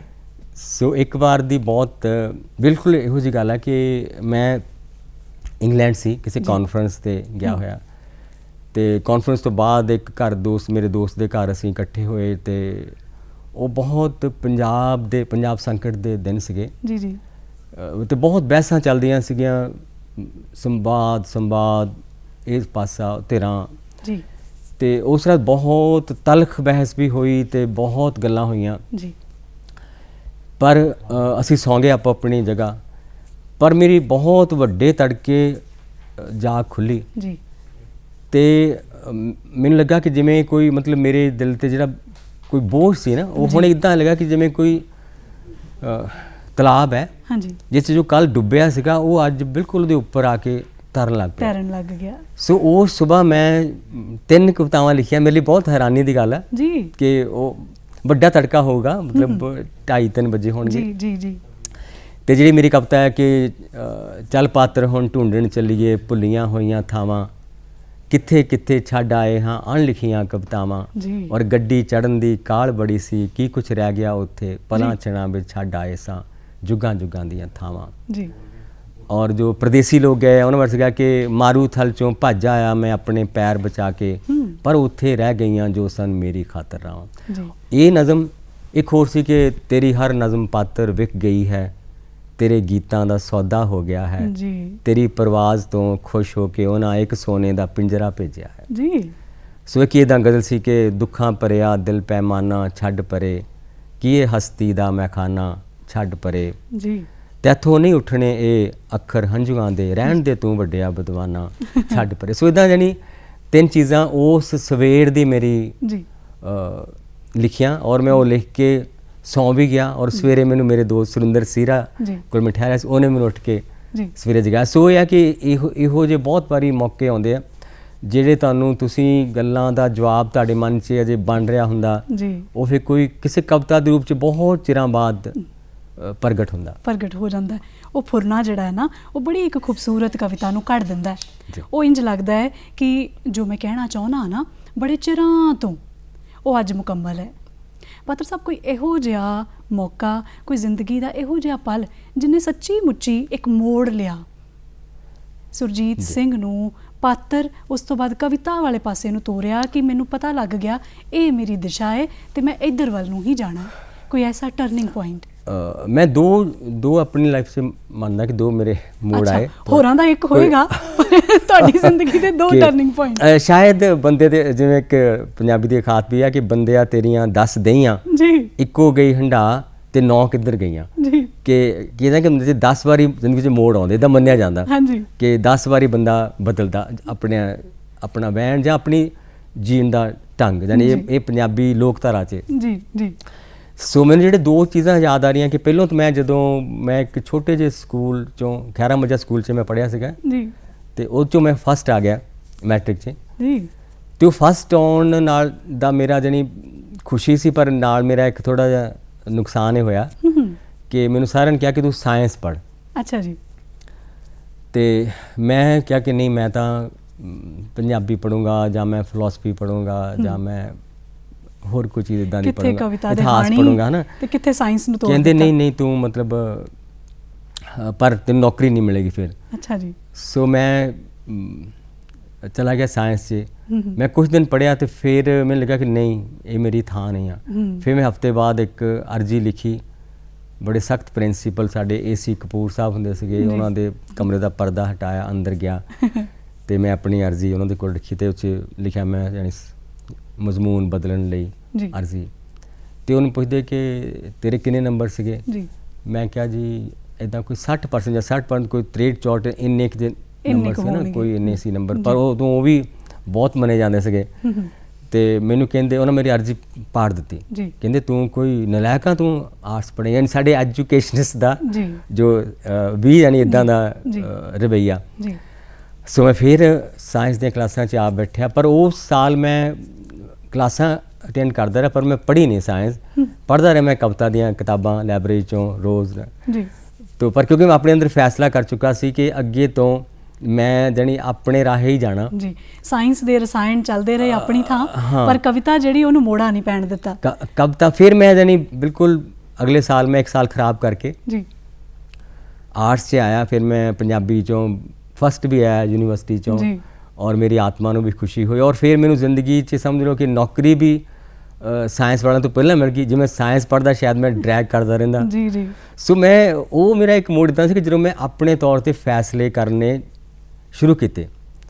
ਇਹ ਤਾਂ ਮੈਂ ਗਜ਼ਲ ਬਹੁਤ ਦੇਰ ਬਾਅਦ ਲਿਖੀ ਕਿ ਮੈਂ ਰਾਹਾਂ 'ਤੇ ਨਹੀਂ ਤੁਰਦਾ, ਮੈਂ ਤੁਰਦਾ ਹਾਂ ਤਾਂ ਰਾਹ ਬਣਦੇ ਯੁਗਾਂ ਤੋਂ ਕਾਫ। ਪਰ ਮੈਂ ਉਦੋਂ ਜਾਣੀ ਮੇਰੇ ਮਨ 'ਚ ਇਹ ਮੋੜ ਆਇਆ ਸੀ ਕਿ ਮੈਂ ਬੰਦੇ ਨੂੰ ਆਪਣੀ ਰੂਹ ਦੀ ਆਵਾਜ਼ ਸੁਣਨੀ ਚਾਹੀਦੀ। ਹੁਣ ਵੀ ਮੈਂ ਬੱਚਿਆਂ ਨੂੰ ਕਹਿਣਾ ਕਿ ਤੁਸੀਂ ਇੱਦਾਂ ਨਾ ਕਰੋ, ਜਾਂ ਮਾਪਿਆਂ ਨੂੰ ਵੀ ਕਿ ਬੱਚਿਆਂ ਨੂੰ ਉਹਨਾਂ ਦੇ ਇੱਕ ਰਾਹ 'ਤੇ ਜ਼ਰੂਰ ਜਾਣ ਦਿਓ ਕਿ ਹਰ ਬੱਚੇ ਨੂੰ ਡਾਕਟਰ ਜਾਂ ਇੰਜੀਨੀਅਰ ਬਣਾਉਣ ਦੀ ਕੋਸ਼ਿਸ਼ ਨਾ ਕਰੋ। ਸੋ ਇੱਕ ਮੋੜ ਤਾਂ ਮੇਰੀ ਜ਼ਿੰਦਗੀ ਦਾ ਇਹ ਸੀ ਜਦੋਂ ਮੈਂ ਪੂਰੀ ਤਰ੍ਹਾਂ ਫਿਰ ਮੈਂ ਕਲਾ ਨੂੰ, ਕਵਿਤਾ ਨੂੰ, ਪੰਜਾਬੀ ਨੂੰ ਸਮਰਪਿਤ ਹੋ ਗਏ। ਪਹਿਲਾ ਮੋੜ। ਔਰ ਦੂਜਾ ਮੋੜ ਬਹੁਤ ਦੇਰ ਬਾਅਦ ਆਇਆ ਸੀਗਾ ਜਦੋਂ ਮੈਂ ਪਿਤਾ ਬਣਿਆ, ਹੈ ਨਾ। ਜਦੋਂ ਮੈਂ ਇੱਦਾਂ ਦੇਖਿਆ ਕਿ ਜਦੋਂ ਪਿਤਾ ਬਣਨ ਤੋਂ ਜਿਹੜੇ ਮੇਰੇ ਪਹਿਲੀਆਂ ਦੀਆਂ ਕਵਿਤਾਵਾਂ ਨੇ ਨਾ, ਉਹਨਾਂ 'ਚ ਸ਼ਾਇਦ ਇੱਕ ਕਿਸਮ ਦੀ ਉਦਾਸੀ ਆ ਪਰ ਪਿਤਾ ਬਣਨ ਤੋਂ ਬਾਅਦ ਮੈਂ ਕਿਹਾ ਕਿ ਪਿਤਾ ਨਹੀਂ ਉਦਾਸ ਹੋ ਸਕਦਾ, ਚੰਗਾ ਲੱਗਦਾ। ਹਾਂ, ਉਦਾਸ ਨਹੀਂ ਹੋ ਸਕਦਾ। ਪਿਤਾ ਤਾਂ ਪਰਬਤ ਹੁੰਦਾ ਜਿਹਦੇ ਕੋਲ ਜਿਹਨਾਂ ਆ ਕੇ ਟਕਰਾਉਂਦੇ ਆ, ਬੱਦਲ ਤੋਂ ਮੀਂਹ ਬਣਦੇ ਆ, ਹੈ ਨਾ। ਸੋ ਉਹ ਮੇਰੀ ਜ਼ਿੰਦਗੀ ਦੇ ਫਲਸਫੇ 'ਚ ਇੱਕ ਬੜੀ ਵੱਡੀ ਤਬਦੀਲੀ ਆਈ ਸੀ ਜਦੋਂ ਮੈਂ ਜਾਣੀ ਸਮਝ ਲਓ ਕਾਦਰ ਅਤੇ ਕੁਦਰਤ ਬਾਰੇ ਵੀ, ਜ਼ਿੰਦਗੀ ਬਾਰੇ ਵੀ ਇੱਕ ਹੋਰ ਪੱਧਰ 'ਤੇ ਸੋਚਣਾ ਸ਼ੁਰੂ ਕੀਤਾ, ਹੈ ਨਾ, ਜਿਹਦੇ ਵਿੱਚ ਨਿਰਾਸ਼ਾ ਦੀ ਜਗ੍ਹਾ ਨਹੀਂ ਸੀ। ਮੈਂ ਛਾਵਾਂ ਨੂੰ ਮਿਲਦਾ ਹਾਂ, ਧੁੱਪਾਂ ਤੋਂ ਛੁਪਦਾ, ਮੈਂ ਰਾਤਾਂ ਨੂੰ ਮਿਲਦਾ ਹਾਂ, ਛਾਵਾਂ ਤੋਂ ਚੋਰੀ। ਸੋ ਕਵੀ ਪਾਤਰ ਸਾਹਿਬ ਵਾਕਈ ਅਜਿਹੇ ਨੇ, ਇੱਦਾਂ ਦੇ ਹੁੰਦੇ ਕਵੀ। ਮਤਲਬ ਇਹ ਹੈ ਕਿ ਮੈਂ ਸਮਝਦਾ ਕਿ ਜਿਹੜੀ ਚੋਰੀ ਹੈ ਨਾ ਉਹ ਬਚਪਨ ਤੋਂ ਹੀ ਸ਼ੁਰੂ ਹੋ ਜਾਂਦੀ ਹੈ ਕਿ ਅਸੀਂ ਮਾਪਿਆਂ ਤੋਂ ਚੋਰੀ ਹੈ ਨਾ, ਫਿਰ ਅਸੀਂ ਮਾਪਿਆਂ ਤੋਂ ਚੋਰੀ ਇੱਦਾਂ ਕਰਦੇ ਹਾਂ ਕਿ ਅਸੀਂ ਅਧਿਆਪਕਾਂ ਤੋਂ ਚੋਰੀ ਅਸੀਂ ਸਕੂਲ ਛੱਡ ਕੇ ਕਲਾਸਾਂ 'ਚ ਜਾਂਦੇ ਹਾਂ। ਸੋ ਜ਼ਿੰਦਗੀ ਇੱਕ ਇਹ ਹੈ ਕਿ ਜ਼ਿੰਦਗੀ ਸ਼ਾਇਦ ਜਿਹੜੀ ਮਤਲਬ ਜ਼ਿੰਦਗੀ ਵਿੱਚ ਇੱਕ ਇੱਦਾਂ ਦੀ ਕੁਦਰਤ ਨੇ ਚੀਜ਼ਾਂ ਰੱਖੀਆਂ ਕਿ ਬੰਦੇ, ਜਿਵੇਂ ਮੇਰਾ ਇੱਕ ਸ਼ੇਰ ਵੀ ਹੈ ਕਿ ਇੰਨਾ ਸੱਚ ਨਾ ਬੋਲ ਕੇ ਇਕੱਲਾ ਰਹਿ ਜਾਵੇਂ, ਚਾਰ ਕੁ ਬੰਦੇ ਛੱਡ ਲੈ ਮੋਢਾ ਦੇਣ ਲਈ। ਸੋ ਜ਼ਿੰਦਗੀ ਇੱਕ ਪੂਰੀ ਹਕੀਕਤ ਨਾਲ, ਜਿਹੜੀ ਸੱਚਾਈ ਨਾਲ ਸ਼ਾਇਦ ਬੰਦਿਆਂ 'ਚ, ਜਾਨੀ ਮੈਂ ਕਵੀ ਦਾ ਪੜ੍ਹ ਰਿਹਾ ਸੀਗਾ ਕਿ ਉਹਨੇ ਕਹਿੰਦਾ ਤੂੰ ਸਵੈ ਜੀਵਨੀ ਲਿਖ ਜੀ। ਉਹ ਕਹਿੰਦਾ ਕਿ ਸਵੈ ਜੀਵਨੀ ਮੈਂ ਤਾਂ ਨਹੀਂ ਲਿਖ ਰਿਹਾ ਕਿ ਉਹ ਲਿਖਣ ਨਾਲ ਮੇਰੇ ਬਹੁਤ ਸਾਰੇ ਦੋਸਤ ਨਾਰਾਜ਼ ਹੋ ਜਾਣਗੇ ਜੀ, ਕਿ ਸਵੈ ਜੀਵਨੀ ਮੈਂ ਤਾਂ ਨਹੀਂ ਲਿਖਦਾ ਜੀ। ਸੋ ਬਹੁਤ ਕੁਛ ਹੈ ਕਿ ਜਿਹੜਾ ਅਸੀਂ ਨਹੀਂ ਕਹਿੰਦੇ ਸਿਰਫ ਨਾਰਾਜ਼ਗੀ ਕੋਲੋਂ। ਪਰ ਪਿਛਲੇ ਦਿਨ ਮੇਰੇ ਮਨ 'ਚ ਇਹ ਸਤਰਾਂ ਵੀ ਆਈਆਂ, ਉਹ ਇੱਦਾਂ ਦੀਆਂ ਸੀਗੀਆਂ ਕਿ ਝੂਠਿਆਂ ਵਿੱਚ ਸੱਚ ਕਹਿ ਕੇ ਮੈਂ ਇਕੱਲਾ ਰਹਿ ਗਿਆ ਜੀ, ਸਤਿਗੁਰਾਂ ਨੂੰ ਯਾਦ ਕੀਤਾ ਤਾਂ 1.25 ਲੱਖ ਹੋ ਗਿਆ ਜੀ। ਕਿ ਸੱਚ ਕਹਿਣ ਦੀ ਜੁਰਤ ਵੀ ਹੁੰਦੀ ਆ, ਪਰ ਜਿਹੜੀ ਪੂਰੀ ਸੱਚਾਈ ਸ਼ਾਇਦ ਇਨਸਾਨ ਨਹੀਂ ਆਪਣੀਆਂ ਸਵੈ ਜੀਵਨੀਆਂ ਵਿੱਚ ਵੀ ਨਹੀਂ ਲਿਖ ਸਕਦਾ ਜੀ। ਪਾਤਰ ਸਾਹਿਬ, ਤਰੰਨੁਮ ਦੀ ਜੇ ਗੱਲ ਕਰਾਂ ਤੇ ਉਹਦੇ ਵਿੱਚ ਜੇ ਕਵਿਤਾ ਨਾ ਸੁਣੀਏ ਤੇ ਮੈਨੂੰ ਲੱਗਦਾ ਹੈ ਵੀ ਫਿਰ ਸੁਰਜੀਤ ਪਾਤਰ ਜੀ ਉਹਨਾਂ ਦਾ ਪ੍ਰੋਗਰਾਮ ਦੇ ਵਿੱਚ ਆਉਣਾ ਜਿਹੜਾ ਨਾ ਤੇ ਫਿਰ ਮੇਰੀ ਇਹ ਥੋੜੀ ਜਿੰਨੀ ਭੁੱਲ ਹੋ ਜਾਊਗੀ। ਮੈਂ ਤੁਹਾਨੂੰ ਇੱਕ ਗਜ਼ਲ, ਛੋਟੀ ਬਹਿਰ ਦੀ ਗਜ਼ਲ ਹੈ ਜੀ, ਕਿ ਕੀ ਹੈ ਤੇਰੇ ਸ਼ਹਿਰ ਵਿੱਚ ਮਸ਼ਹੂਰ ਹਾਂ ਜੀ, ਤਰੰਨੁਮ ਤਰੰਨੁਮ 'ਚ ਜੇ ਨਜ਼ਰ ਤੇਰੀ 'ਚ ਨਾ ਮਨਜ਼ੂਰ ਹੈ ਜੀ। ਕੀ ਹੈ ਤੇਰੇ ਸ਼ਹਿਰ ਵਿੱਚ ਮਸ਼ਹੂਰ ਹਾਂ, ਜੇ ਨਜ਼ਰ ਤੇਰੀ 'ਚ ਨਾ ਮਨਜ਼ੂਰ ਹਾਂ। ਸੀਨੇ ਉਤਲੇ ਤਗਮਿਆਂ ਨੂੰ ਕੀ ਕਰਾਂ, ਸੀਨੇ ਉਤਲੇ ਤਗਮਿਆਂ ਨੂੰ ਕੀ ਕਰਾਂ, ਸੀਨੇ ਉਤਲੇ ਤਗਮਿਆਂ ਨੂੰ ਕੀ ਕਰਾਂ, ਸੀਨੇ ਵਿਚਲੇ ਨਗਮਿਆਂ ਤੋਂ ਦੂਰ ਹਾਂ। ਕੀ ਹੈ ਤੇਰੇ ਸ਼ਹਿਰ ਵਿੱਚ ਮਸ਼ਹੂਰ ਹਾਂ, ਜੇ ਨਜ਼ਰ ਤੇਰੀ 'ਚ ਨਾ ਮਨਜ਼ੂਰ ਹਾਂ। ਔਰ ਸ਼ੇਰਾ, ਮੇਰੇ ਸੀਨੇ ਵਿੱਚ ਹੀ ਹੈ ਸੂਲੀ ਮੇਰੀ, ਕਿਆ ਬਾਤ ਹੈ, ਮੇਰੇ ਸੀਨੇ ਵਿੱਚ ਹੀ ਹੈ ਸੂਲੀ ਮੇਰੀ, ਮੇਰੇ ਸੀਨੇ ਵਿੱਚ ਹੀ ਹੈ ਸੂਲੀ ਮੇਰੀ, ਮੈਂ ਵੀ ਆਪਣੀ ਕਿਸਮ ਦਾ ਮਨਸੂਰ ਹਾਂ। ਬਹੁਤ ਖੂਬ। ਮੈਂ ਵੀ ਆਪਣੀ ਕਿਸਮ ਦਾ ਮਨਸੂਰ ਹਾਂ। ਔਰ ਇੱਕ ਸ਼ੇਰ 'ਚ ਮਸ਼ਕੂਰ ਲਫ਼ਜ਼ ਹੈ, ਮਸ਼ਕੂਰ ਅਸੀਂ ਕਹਿੰਦੇ ਧੰਨਵਾਦੀ ਜੀ ਜੀ। ਸੋ ਇਸ ਸ਼ੇਰ 'ਚ ਮੈਂ ਲਿਖਿਆ, ਜ਼ਹਿਰ ਮੇਰਾ ਪੀ ਕੇ ਨੀਲੇ ਹੋ ਗਏ, ਜ਼ਹਿਰ ਮੇਰਾ ਪੀ ਕੇ ਨੀਲੇ ਹੋ ਗਏ, ਜ਼ਹਿਰ ਮੇਰਾ ਪੀ ਕੇ ਨੀਲੇ ਹੋ ਗਏ, ਕਾਗਜ਼ਾਂ ਦਾ ਮੈਂ ਬਹੁਤ ਮਸ਼ਕੂਰ ਹਾਂ। ਬਹੁਤ ਖੂਬ, ਬਹੁਤ ਖੂਬ। ਕਾਗਜ਼ਾਂ ਦਾ ਮੈਂ ਬਹੁਤ ਮਸ਼ਕੂਰ ਹਾਂ। ਔਰ ਨਵਜੋਤ ਦਾ ਇਹਦਾ ਮਕਤਾ ਜੀ ਜੀ। ਕੱਲ ਪਾਤਰ ਨੂੰ ਕਿਹਾ ਸੁਰਜੀਤ ਨੇ ਜੀ, ਕੱਲ ਪਾਤਰ ਨੂੰ ਕਿਹਾ ਸੁਰਜੀਤ ਨੇ, ਕੱਲ ਪਾਤਰ ਨੂੰ ਕਿਹਾ ਸੁਰਜੀਤ ਨੇ, ਤੂੰ ਤੇ ਮੈਂ ਵੀ ਇੱਕ ਦੂਏ ਤੋਂ ਦੂਰ ਹਾਂ। ਕੀ ਹੈ ਤੇਰੇ ਸ਼ਹਿਰ ਵਿੱਚ ਮਸ਼ਹੂਰ ਹਾਂ, ਜੇ ਨਜ਼ਰ ਤੇਰੀ 'ਚ ਨਾ ਮਨਜ਼ੂਰ ਹਾਂ। ਬਹੁਤ ਖੂਬ, ਬਹੁਤ ਖੂਬ। ਤੂੰ ਦਰਿਆ ਮੁਹੱਬਤਾਂ ਦਾ ਤੇ ਅਸੀਂ ਚੁੰਝੀ ਭਰ ਕੇ ਉੱਡ ਜਾਣਾ, ਤੇਰਾ ਚੁੰਝੀ ਦੇ ਨਾਲ ਥੁੜਨਾ ਨਾ ਤੇ ਸਾਡਾ ਚੁੰਝੀ ਦੇ ਨਾਲ ਬਣ ਜਾਣਾ। ਪ੍ਰੋਗਰਾਮ ਗੱਲਾਂ ਤੇ ਗੀਤ ਦੇ ਵਿੱਚ ਦਰਿਆ ਵਗ ਰਿਹਾ ਇਸ ਵੇਲੇ ਸ਼ਬਦਾਂ ਦਾ, ਗੀਤ ਦਾ, ਗਜ਼ਲ ਦਾ। ਪਦਮ ਸ਼੍ਰੀ ਦੇ ਨਾਲ ਨਿਵਾਜ਼ੇ ਗਏ ਸੁਰਜੀਤ ਪਾਤਰ ਜੀ ਇਸ ਪ੍ਰੋਗਰਾਮ ਦੀ ਅੱਜ ਇੱਕ ਸ਼ਾਨ ਨੇ, ਸਾਡਾ ਮਾਣ ਨੇ। ਪਾਤਰ ਸਾਹਿਬ, ਇਸ਼ਕ ਸ਼ਬਦਾਂ ਦੇ ਨਾਲ, ਕਵਿਤਾ ਦੇ ਨਾਲ, ਮੁਹੱਬਤ ਚੌਗਿਰਦੇ ਦੇ ਨਾਲ, ਮੁਹੱਬਤ ਲੁਕਾਈ ਦੇ ਨਾਲ, ਮੁਹੱਬਤ ਇਨਸਾਨਾਂ ਦੇ ਨਾਲ। ਇੱਕ ਕਵੀ ਜਦੋਂ ਮੁਹੱਬਤ ਨੂੰ ਵੇਖਦਾ ਨਾ, ਜਦੋਂ ਸੁਰਜੀਤ ਪਾਤਰ ਜੀ ਮੁਹੱਬਤ ਨੂੰ ਵੇਖਦੇ ਨੇ ਤੇ ਕੀ ਸਾਹਮਣੇ ਆਉਂਦਾ ਹੈ? ਇੱਕ ਮੇਰਾ ਸ਼ੇਰ ਸੀ ਕਿ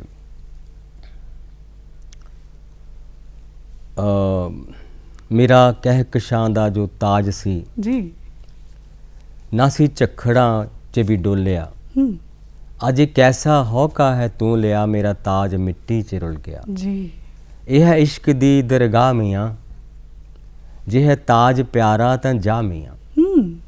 ਇਹ ਹੈ ਇਸ਼ਕ ਦੀ ਦਰਗਾਹ ਮੀਆਂ, ਜੇ ਹੈ ਤਾਜ ਪਿਆਰਾ ਤਾਂ ਜਾ ਮੀਆਂ, ਜਿਹਨੂੰ ਸਿਰ ਦੀ ਨਾ ਪਰਵਾਹ ਮੀਆਂ, ਉਹਦਾ ਸਜਦਾ ਜਾਂਦਾ ਕਬੂਲਿਆ। ਸੋ ਇਸ਼ਕ ਦੀਆਂ ਬਹੁਤ ਪਰਤਾਂ ਨੇ, ਜਿਵੇਂ ਤੁਸੀਂ ਕਿਹਾ ਕਿ ਇੱਕ ਵਿਅਕਤੀ ਤੋਂ ਲੈ ਕੇ ਕਿਸੇ ਦੇਸ਼, ਮਾਨਵਤਾ, ਕਿਸੇ ਖਿਆਲ ਤੱਕ, ਜੀ, ਕਿਸੇ ਜਨੂਨ ਤੱਕ ਜੀ ਫੈਲਿਆ ਜੀ, ਇਸ਼ਕ ਹੈ। ਜੀ, ਔਰ ਸੂਫੀ ਕਵੀ ਜਦੋਂ ਇਸ਼ਕ ਤੇ ਈਮਾਨ ਦਾ ਵੀ ਮੁਕਾਬਲਾ ਕਰਦੇ ਤਾਂ ਉਹ ਕਹਿੰਦੇ ਕਿ ਮੇਰਾ ਇਸ਼ਕ ਸਲਾਮਤ ਰਹਿ ਜੇ ਬਾਹੂ, ਈਮਾਨੇ ਦਿਆਂ ਤਰੋਹੀ ਹੋ। ਜੀ, ਜਿਸ ਮੰਜ਼ਿਲ ਨੂੰ ਇਸ਼ਕ ਪਹੁੰਚਾਵੇ, ਈਮਾਨੇ ਖਬਰ ਨਾ ਕੋਈ ਹੋ। ਕਿਉਂਕਿ ਉਹ ਕਹਿੰਦੇ ਕਿ ਜਿਹੜਾ ਈਮਾਨ ਆ, ਜਿਵੇਂ ਗੁਰੂ ਨਾਨਕ ਸਾਹਿਬ ਦਾ ਇੱਕ ਬਹੁਤ ਸੋਹਣਾ ਮਹਾਵਾਕ ਹੈ, ਜੀ, ਜਾਲੋ ਐਸੀ ਰੀਤ ਜਿਤ ਮੈਂ ਪਿਆਰਾ ਵਿਸਰੇ, ਜੀ, ਕਿ ਉਹ ਰੀਤ ਨਾਲੋਂ ਪ੍ਰੀਤ ਨੂੰ, ਪਿਆਰੇ ਦੀ ਪ੍ਰੀਤ ਨਾਲੋਂ, ਰੀਤ ਨਾਲੋਂ ਪ੍ਰੀਤ ਨੂੰ ਉੱਪਰ ਲੈ ਰਹੇ ਕਿ ਜਿਹੜੀ ਰੀਤ ਆ ਉਹ ਕਿਵੇਂ ਰੀਤ ਇਹ ਵੀ ਹੈ ਕਿ ਜਾਤ ਪਾਤ ਵੀ ਇੱਕ ਰੀਤ ਹੈ ਨਾ, ਲੇਕਿਨ ਜਦੋਂ ਪ੍ਰੀਤ ਦੇ ਰਸਤੇ ਆ ਉਹ ਸਮਝੋ ਮਾਨਵਤਾ ਵੱਲ ਨੂੰ, ਬਰਾਬਰੀ ਵੱਲ ਨੂੰ, ਇਨਸਾਫ ਵੱਲ ਨੂੰ ਜੀ ਔਰ ਸਾਂਝੀਵਾਲਤਾ ਵੱਲ ਨੂੰ ਜਾਂਦੇ ਆ। ਰੀਤਾਂ ਸਾਨੂੰ ਕਈ ਵਾਰੀ ਰੋਕਦੀਆਂ ਰਹਿੰਦੀਆਂ ਹੈ ਨਾ। ਜਦੋਂ ਗੁਰੂ ਸਾਹਿਬ ਇਹ ਵੀ ਕਹਿੰਦੇ ਪਈ ਦਇਆ ਕਪਾਹ ਸੰਤੋਖ ਸੂਤ ਜਤ ਗੰਢੀ ਸਤ, ਕਿ ਮੇਰੇ ਜਨੇਊ ਦਾ ਪਾ ਦੇ ਪਰ ਉਹਦੀ ਕਪਾਹ ਦਇਆ ਦੀ ਹੋਵੇ। ਕਿ ਉੱਥੇ ਅਸੀਂ ਕਹਿੰਦੇ ਕਿ ਉਹ ਰੀਤ ਦੀ ਗੱਲ ਕਰ ਰਹੇ ਪਰ ਨਾਲ ਉਹ ਪ੍ਰੀਤ ਨੂੰ ਫਿਰ ਜੋੜ ਰਹੇ। ਸੋ ਉਹ ਮੈਂ ਸਮਝਦਾ ਕਿ ਇਸ਼ਕ ਕਹਿ ਲਓ, ਪ੍ਰੀਤ ਕਹਿ ਲਓ, ਪ੍ਰੇਮ ਕਹਿ ਲਓ, ਉਹਦਾ ਦਰਜਾ ਬਹੁਤ ਉੱਚਾ। ਜੀ ਪਾਤਰ ਸਾਹਿਬ, ਬੜੇ ਮਕਬੂਲ ਕਵੀ, ਬੜੇ ਸਿਰਮੌਰ ਕਵੀ, ਲੇਖਕ, ਕਲਮ ਦੇ ਧਣੀ, ਉਹ ਉਂਗਲਾਂ ਤੇ ਗਿਣੇ ਜਾਂਦੇ ਨੇ, ਉਹ ਸਤਿਕਾਰੇ ਜਾਂਦੇ ਨੇ, ਦੁਨੀਆ ਦੇ ਵਿੱਚ, ਵਿਸ਼ਵ ਦੇ ਵਿੱਚ ਪਛਾਣੇ ਜਾਂਦੇ ਨੇ। ਪਾਸ਼, ਸ਼ਿਵ ਤੇ ਪਾਤਰ ਇਹ ਕਿਵੇਂ ਬਣ ਜਾਂਦੇ ਨੇ? ਇਸ ਗੱਲ ਦਾ ਨਵਜੋਤ ਮੇਰੇ ਖਿਆਲ 'ਚ ਪਾਸ਼, ਸ਼ਿਵ ਤੇ ਪਾਤਰ ਨੂੰ ਨਹੀਂ ਪਤਾ ਹੁੰਦਾ। ਨਹੀਂ ਪਤਾ ਹੁੰਦਾ ਕਿਉਂਕਿ ਉਹ ਤਾਂ ਇੱਕ ਮਤਲਬ ਉਹ ਮੈਂ ਕਿਹਾ ਸੀ ਕਿ ਇਹ ਲਫ਼ਜ਼ ਮੇਰੇ ਨਹੀਂ ਪਰ ਇਹ ਵਾਕ ਮੇਰਾ ਹੈ ਜੀ, ਕਿ ਲਫ਼ਜ਼ ਤਾਂ ਪਹਿਲੋਂ ਹੀ ਸੀਗੇ ਹੈ ਨਾ। ਮੈਂ ਕਹਿੰਦਾ ਇਹ ਲਫ਼ਜ਼ ਮੇਰੇ ਨਹੀਂ ਪਰ ਇਹ ਵਾਕ ਮੇਰਾ ਹੈ, ਜਾਂ ਖਬਰੇ ਇਹ ਵੀ ਨਹੀਂ ਐਵੇਂ ਮੈਂ ਗਵਾਨ 'ਚ ਹਾਂ ਜੀ। ਕਿ ਸਾਨੂੰ ਜੋ ਚੀਜ਼ਾਂ ਬਣਾਉਂਦੀਆਂ ਕੁਦਰਤ, ਸਾਡੇ ਮਾਤਾ ਪਿਤਾ, ਸਾਡੇ ਨਾਲ ਆਸ-ਪਾਸ ਰਹਿਣ ਵਾਲੇ ਲੋਕ, ਸਾਡੇ ਨਾਲ ਹੋਣ ਵਾਲੀਆਂ ਗੱਲਾਂ, ਹਾਦਸੇ, ਕਿ ਅਸੀਂ ਉਹਨਾਂ ਚੀਜ਼ਾਂ ਦਾ ਇੱਕ ਬਿੰਦੂ ਜਿਹਾ। ਮੈਂ ਕਹਿੰਦਾ ਕਿ ਮੈਂ ਕੁਛ ਨਾਦਾਂ ਤੇ ਬਿੰਦਾਂ ਦਾ ਮਿਲਣ ਬਿੰਦੂ ਹਾਂ। ਮੈਂ ਕੀ ਹਾਂ? ਜੇ ਮੈਂ ਆਖਾਂ ਕਿ ਮੈਂ ਕੁਛ ਹਾਂ, ਕਥਨ ਮੇਰੇ ਗੁਨਾਹ ਬਣਦੇ। ਕਿ ਜੋ ਮੈਂ ਬੋਲ ਰਿਹਾ ਇਹ 'ਚ ਪਤਾ ਨਹੀਂ ਕੌਣ ਬੋਲ ਰਿਹਾ ਹੋਗਾ, ਕਿ ਕਿੱਥੋਂ ਕਿੱਥੋਂ ਮੇਰੇ ਅੰਦਰ ਆਇਆ ਹੋਗਾ। ਸੋ ਇਹ ਤੁਸੀਂ ਕੁਛ ਨਹੀਂ, ਇਹ ਮੇਰੇ ਖਿਆਲ 'ਚ ਇਹ ਬੰਦੇ ਦੇ ਆਪਣੇ ਵੱਸ ਵੀ ਨਹੀਂ ਹੁੰਦਾ।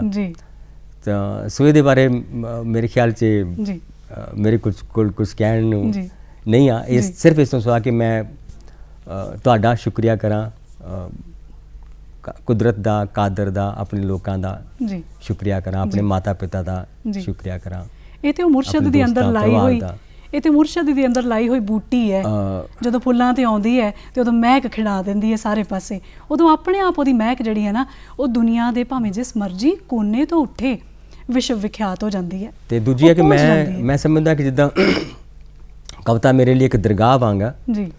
ਮੈਂ ਲਿਖਿਆ ਸੀ ਕਿ ਮੈਂ ਬਹੁਤ ਵਾਰੀ ਕਵਿਤਾ ਵੈਸੇ ਸੁੱਖ ਬਾਰੇ ਵੀ ਲਿਖ ਹੁੰਦੀ ਹੈ, ਖੁਸ਼ੀ ਬਾਰੇ ਵੀ, ਅਦਭੁਤ ਬਾਰੇ ਵੀ, ਪਰ ਬਹੁਤੀ ਕਵਿਤਾ ਲਫ਼ਜ਼ਾਂ ਦੀ ਦਰਗਾਹ ਦੇ ਵਿੱਚੋਂ ਹਾਂ ਮੈਂ ਉਹਦੇ ਚੋਂ ਜ਼ਰੂਰ ਕੁਝ ਸੁਣਨਾ ਚਾਹੂੰਗੀ। ਮੈਂ ਤੁਹਾਨੂੰ ਦੱਸਦਾ ਕਿ ਜਿਸ ਤਰ੍ਹਾਂ ਮੈਂ ਕਹਿੰਦਾ ਕਿ ਮੈਂ ਕਵਿਤਾ ਕਦੋਂ ਲਿਖਦਾ। ਹਾਂਜੀ। ਸੋ ਮੈਂ ਬਹੁਤ ਕਵਿਤਾਵਾਂ, ਸ਼ਾਇਦ ਬਹੁਤੇ ਕਵੀਆਂ ਦੀਆਂ ਬਹੁਤ ਕਵਿਤਾ ਦੁੱਖ ਚੋਂ ਪੈਦਾ ਹੁੰਦੀ ਹੈ ਜੀ। ਜਿਵੇਂ ਅਸੀਂ ਆਮ ਤੌਰ ਤੇ ਕਹਿੰਦੇ ਕਿ ਵੀ ਔਰ ਤੁਹਾਨੂੰ ਬਹੁਤ ਦੂਰ ਨਜ਼ਰ ਆਉਂਦਾ। ਕਿਸੇ ਨੇ ਕਿਹਾ ਸੀ ਕਿ ਸਾਨੂੰ ਉਨੀ ਦੂਰ ਦੂਰਬੀਨ ਚੋਂ ਨਹੀਂ ਦਿਸਦਾ ਜਿੰਨੀ ਦੂਰ ਅਥਰੂਆਂ ਚੋਂ ਦਿਸਦਾ ਹੈ ਕਿ ਸਭ ਸੱਚ ਨਜ਼ਰੀ ਆਇਆ ਜਬ ਆਤਮ ਭਇਆ ਉਦਾਸ। ਸੋ ਕਵਿਤਾ ਦਾ ਤੇ ਉਦਾਸੀ ਦਾ, ਦੁੱਖ ਦਾ ਬਹੁਤ ਡੂੰਘਾ ਰਿਸ਼ਤਾ। ਤੇ ਉਹ 'ਚ ਮੈਂ ਕਿਹਾ ਸੀਗਾ ਕਿ ਸੋ ਮੈਂ ਸੰਤਾਪ ਨੂੰ ਗੀਤ ਬਣਾ ਲੈਣਾ ਜੀ, ਮੇਰੀ ਮੁਕਤੀ ਦਾ ਇੱਕ ਰਾਹ ਤਾਂ ਹੈ, ਜੇ ਹੋਰ ਨਹੀਂ ਹੈ ਦਰ ਕੋਈ, ਇਹ ਲਫ਼ਜ਼ਾਂ ਦੀ ਦਰਗਾਹ ਤਾਂ ਹੈ। ਸੋ ਇਹ ਕਵਿਤਾ ਇੱਕ ਲਫ਼ਜ਼ਾਂ ਦੀ ਦਰਗਾਹ ਆ ਜਿੱਥੇ ਜਾ ਕੇ ਅਸੀਂ ਆਪਣੇ ਦੁੱਖ ਚੜਾਉਣੇ ਆ ਜੀ। ਮੈਂ ਕਹਿੰਦਾ ਦੁੱਖੜੇ ਚੜਾਉਣੇ ਆ ਤੇ ਗੀਤਾਂ ਦੇ ਮੁਖੜੇ ਲੈ ਆਉਣੇ ਆ ਜੀ। ਕਿ ਇੱਕ ਇਹ ਬਰਕਤ, ਇਹ ਰਹਿਮਤ ਕੁਦਰਤ ਦੀ ਜੀ ਹੁੰਦੀ ਹੈ ਕਿ ਜਿਹੜਾ ਜਦੋਂ ਬੰਦਾ, ਜਿਵੇਂ ਮੈਂ ਕਿਹਾ ਵੀ ਕਾਗਜ਼ਾਂ ਦਾ ਮੈਂ ਬਹੁਤ ਮਸ਼ਹੂਰ ਹਾਂ, ਹੈ ਨਾ, ਜ਼ਹਿਰ ਮੇਰਾ ਪੀ ਕੇ ਨੀਲੇ ਹੋ ਗਏ ਜੀ। ਸੋ ਇੱਕ ਇਸ ਤਰ੍ਹਾਂ ਦਾ ਰਿਸ਼ਤਾ ਜੋ ਕਵਿਤਾ ਨਾਲ ਹੈ ਕਿ ਅਸੀਂ ਇਹਦੇ ਵਿੱਚ ਕਿ ਕਵਿਤਾ ਇੱਕ ਤਰ੍ਹਾਂ ਇਹ ਵੀ ਕਹਿੰਦੇ ਕਿ ਕਵਿਤਾ ਕਵੀ ਦੀ ਕਸ਼ੀਦ ਕੀਤੀ ਹੋਈ ਆਤਮ ਕਥਾ ਹੁੰਦੀ ਹੈ ਜੀ। ਕਿ ਕਸ਼ੀਦ ਕੀਤੀ ਇਸ ਲਈ ਕਿ ਸਾਰੇ ਵੇਰਵੇ ਨਹੀਂ ਹੁੰਦੇ ਜੀ, ਸਿਰਫ ਉਹਦੀ ਇੱਕ ਫਲੇਵਰ ਜਾਂ ਉਹਦਾ ਨਿਚੋੜ ਜੋ ਉਹ ਕਹਿਣਾ ਚਾਹੁੰਦਾ ਹੈ, ਹਾਂ, ਜੋ ਨਿਚੋੜ ਦੇਣਾ ਚਾਹੁੰਦਾ ਸਮਾਜ ਨੂੰ। ਸੋ ਦੂਜੀ ਹੈ ਕਿ ਉਸ ਜਿਹੜਾ ਉਹਦਾ ਸਵੈ ਵੀ ਹੁੰਦਾ, ਉਹਦਾ ਸਵੈ ਇਕੱਲਾ ਨਹੀਂ ਹੁੰਦਾ ਜੀ, ਉਹਦੀ ਧਰਤੀ, ਉਹਦੇ ਲੋਕ ਜੀ, ਉਹਦੀ ਕੌਮ, ਉਹਦਾ ਪਰਿਵਾਰ, ਕਿ ਉਹਦੀ ਮੈਚ ਜਦੋਂ ਮੈਂ ਵੀ ਕਹਿੰਦਾ ਤਾਂ ਉਹ 'ਚ ਸਾਰਾ ਕੁਝ ਸ਼ਾਮਲ ਹੁੰਦਾ ਕਿ ਕਵਿਤਾ ਇਸ ਲਈ ਪੋਲੀਟੀਕਲ ਵੀ ਹੁੰਦੀ ਆ ਜੀ, ਬੜੀ ਪਰਸਨਲ ਵੀ ਹੁੰਦੀ, ਨਿੱਜੀ ਵੀ ਹੁੰਦੀ ਆ, ਰਾਜਸੀ ਵੀ ਹੁੰਦੀ ਆ। ਕਿ ਉਹ ਕਵਿਤਾ ਇੱਕ ਤਰ੍ਹਾਂ ਜਿਹੜੇ ਸਮਿਆਂ 'ਚ ਕਵੀ ਜੀ ਰਿਹਾ ਹੁੰਦਾ ਜੀ, ਉਹਦਾ ਉਹਨਾਂ ਵੀ ਤਾਲੁਕ ਹੁੰਦਾ, ਉਹਦਾ ਪੁਰਖਿਆਂ ਨਾਲ ਵੀ ਤਾਲੁਕ ਹੁੰਦਾ। ਮੈਂ ਕਦੇ ਕਿਹਾ ਸੀ ਕਿ ਹਰ ਵਾਰੀ ਆਪਣੇ ਹੀ ਅਥਰੂ ਅੱਖੀਆਂ ਵਿੱਚ ਨਹੀਂ ਆਉਂਦੇ ਜੀ, ਕਦੀ ਕਦੀ ਸਾਡੇ ਪਿਤਰ ਵੀ ਰੋਂਦੇ ਸਾਡੀਆਂ ਅੱਖੀਆਂ ਥਾਣੀ। ਬਹੁਤ ਖੂਬ ਕਿ ਕਵਿਤਾ ਇੱਕ ਇਸ ਤਰ੍ਹਾਂ ਦੀ ਨਿਰੰਤਰਤਾ ਦਾ ਜੀ ਜੀ। ਪਾਤਰ ਸਾਹਿਬ, ਇਸ ਕਲਮ ਦੀ ਪੁਖਤਗੀ ਨੂੰ ਹੋਰ ਘੁੱਟ ਕੇ ਗਲਵਕੜੀ ਪਾ ਕੇ ਪਰਿਵਾਰ ਦੇ ਵਿੱਚੋਂ ਕੌਣ ਗਾਂ ਜਾ ਰਿਹਾ ਵੀ ਜਿਹਦੇ ਨਾਲ ਪਾਤਰ ਦੀਆਂ ਕਵਿਤਾਵਾਂ ਇੱਕ ਰਵਾਨਗੀ ਮਿਲਦੀ ਰਵੇ ਪਰਿਵਾਰ ਵੱਲੋਂ? ਜੀ ਬਹੁਤ ਮੈਂ ਇਸ ਗੱਲੋਂ ਖੁਸ਼ਕਿਸਮਤ ਹਾਂ ਕਿ ਮੇਰੇ ਦੋ ਬੇਟੇ ਅੰਕੁਰ ਸਿੰਘ, ਮਨਰਾਜ ਸਿੰਘ, ਹੈ ਨਾ, ਕਿ ਉਹ ਬੇਸ਼ੱਕ ਦੋਨੋਂ ਨੇ ਕੰਪਿਊਟਰ ਪੜ੍ਹਿਆ ਪਰ ਉਹ ਆਰਟਸ ਵਾਲੀ ਜੁੜੇ ਹੋਏ ਬਹੁਤ ਗਹਿਰੀ ਤਰ੍ਹਾਂ।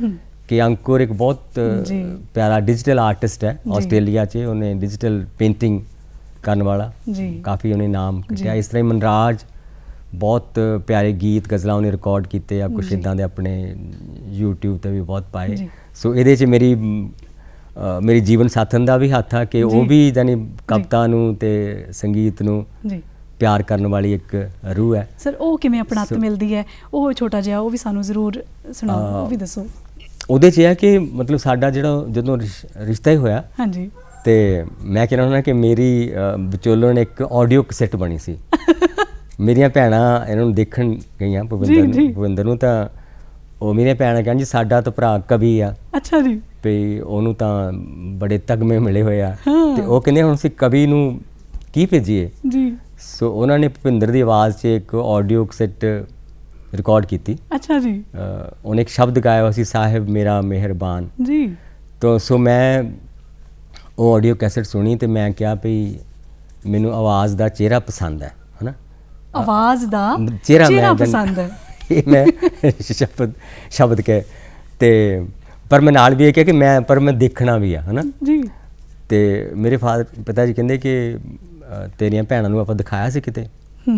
ਤੇ ਮੇਰੀਆਂ ਭੈਣਾਂ ਕਹਿਣ ਲੱਗੀਆਂ ਪਾਪਾ ਜੀ ਹੁਣ ਬਹੁਤ ਦੁਨੀਆ ਬਦਲ ਗਈ, ਆਪਾਂ ਦਿਖਾਣੇ। ਤਾਂ ਫਿਰ ਸਾਡੀ ਇੱਕ ਮੁਲਾਕਾਤ ਹੋਈ, ਸਤਿ ਸ੍ਰੀ ਅਕਾਲ ਹੋਈ ਤੇ ਸਾਡਾ, ਪਰ ਮੇਰੀ ਵਿਚੋਲਣ ਮੈਂ ਕਹਿਣਾ ਹੁੰਦਾ ਕਿ ਉਹ ਆਡੀਓ ਕੈਸੇਟ ਹੀ ਅਸਲੀ ਵਿਚੋਲਣ ਬਣੀ। ਤਾਂ ਹੁਣ ਵੀ ਸੋ ਬਹੁਤ ਵਾਰੀ ਉਹ ਗਜ਼ਲਾਂ ਬਹੁਤ ਅੱਛੀ ਤਰ੍ਹਾਂ ਲਫ਼ਜ਼ਾਂ ਦੇ ਜਾਦੂਗਰ ਦੇ ਘਰੇ ਜੇ ਇੱਕ ਸਾਥਣ ਆਈ ਆਵਾਜ਼ ਦੇ ਜ਼ਰੀਏ।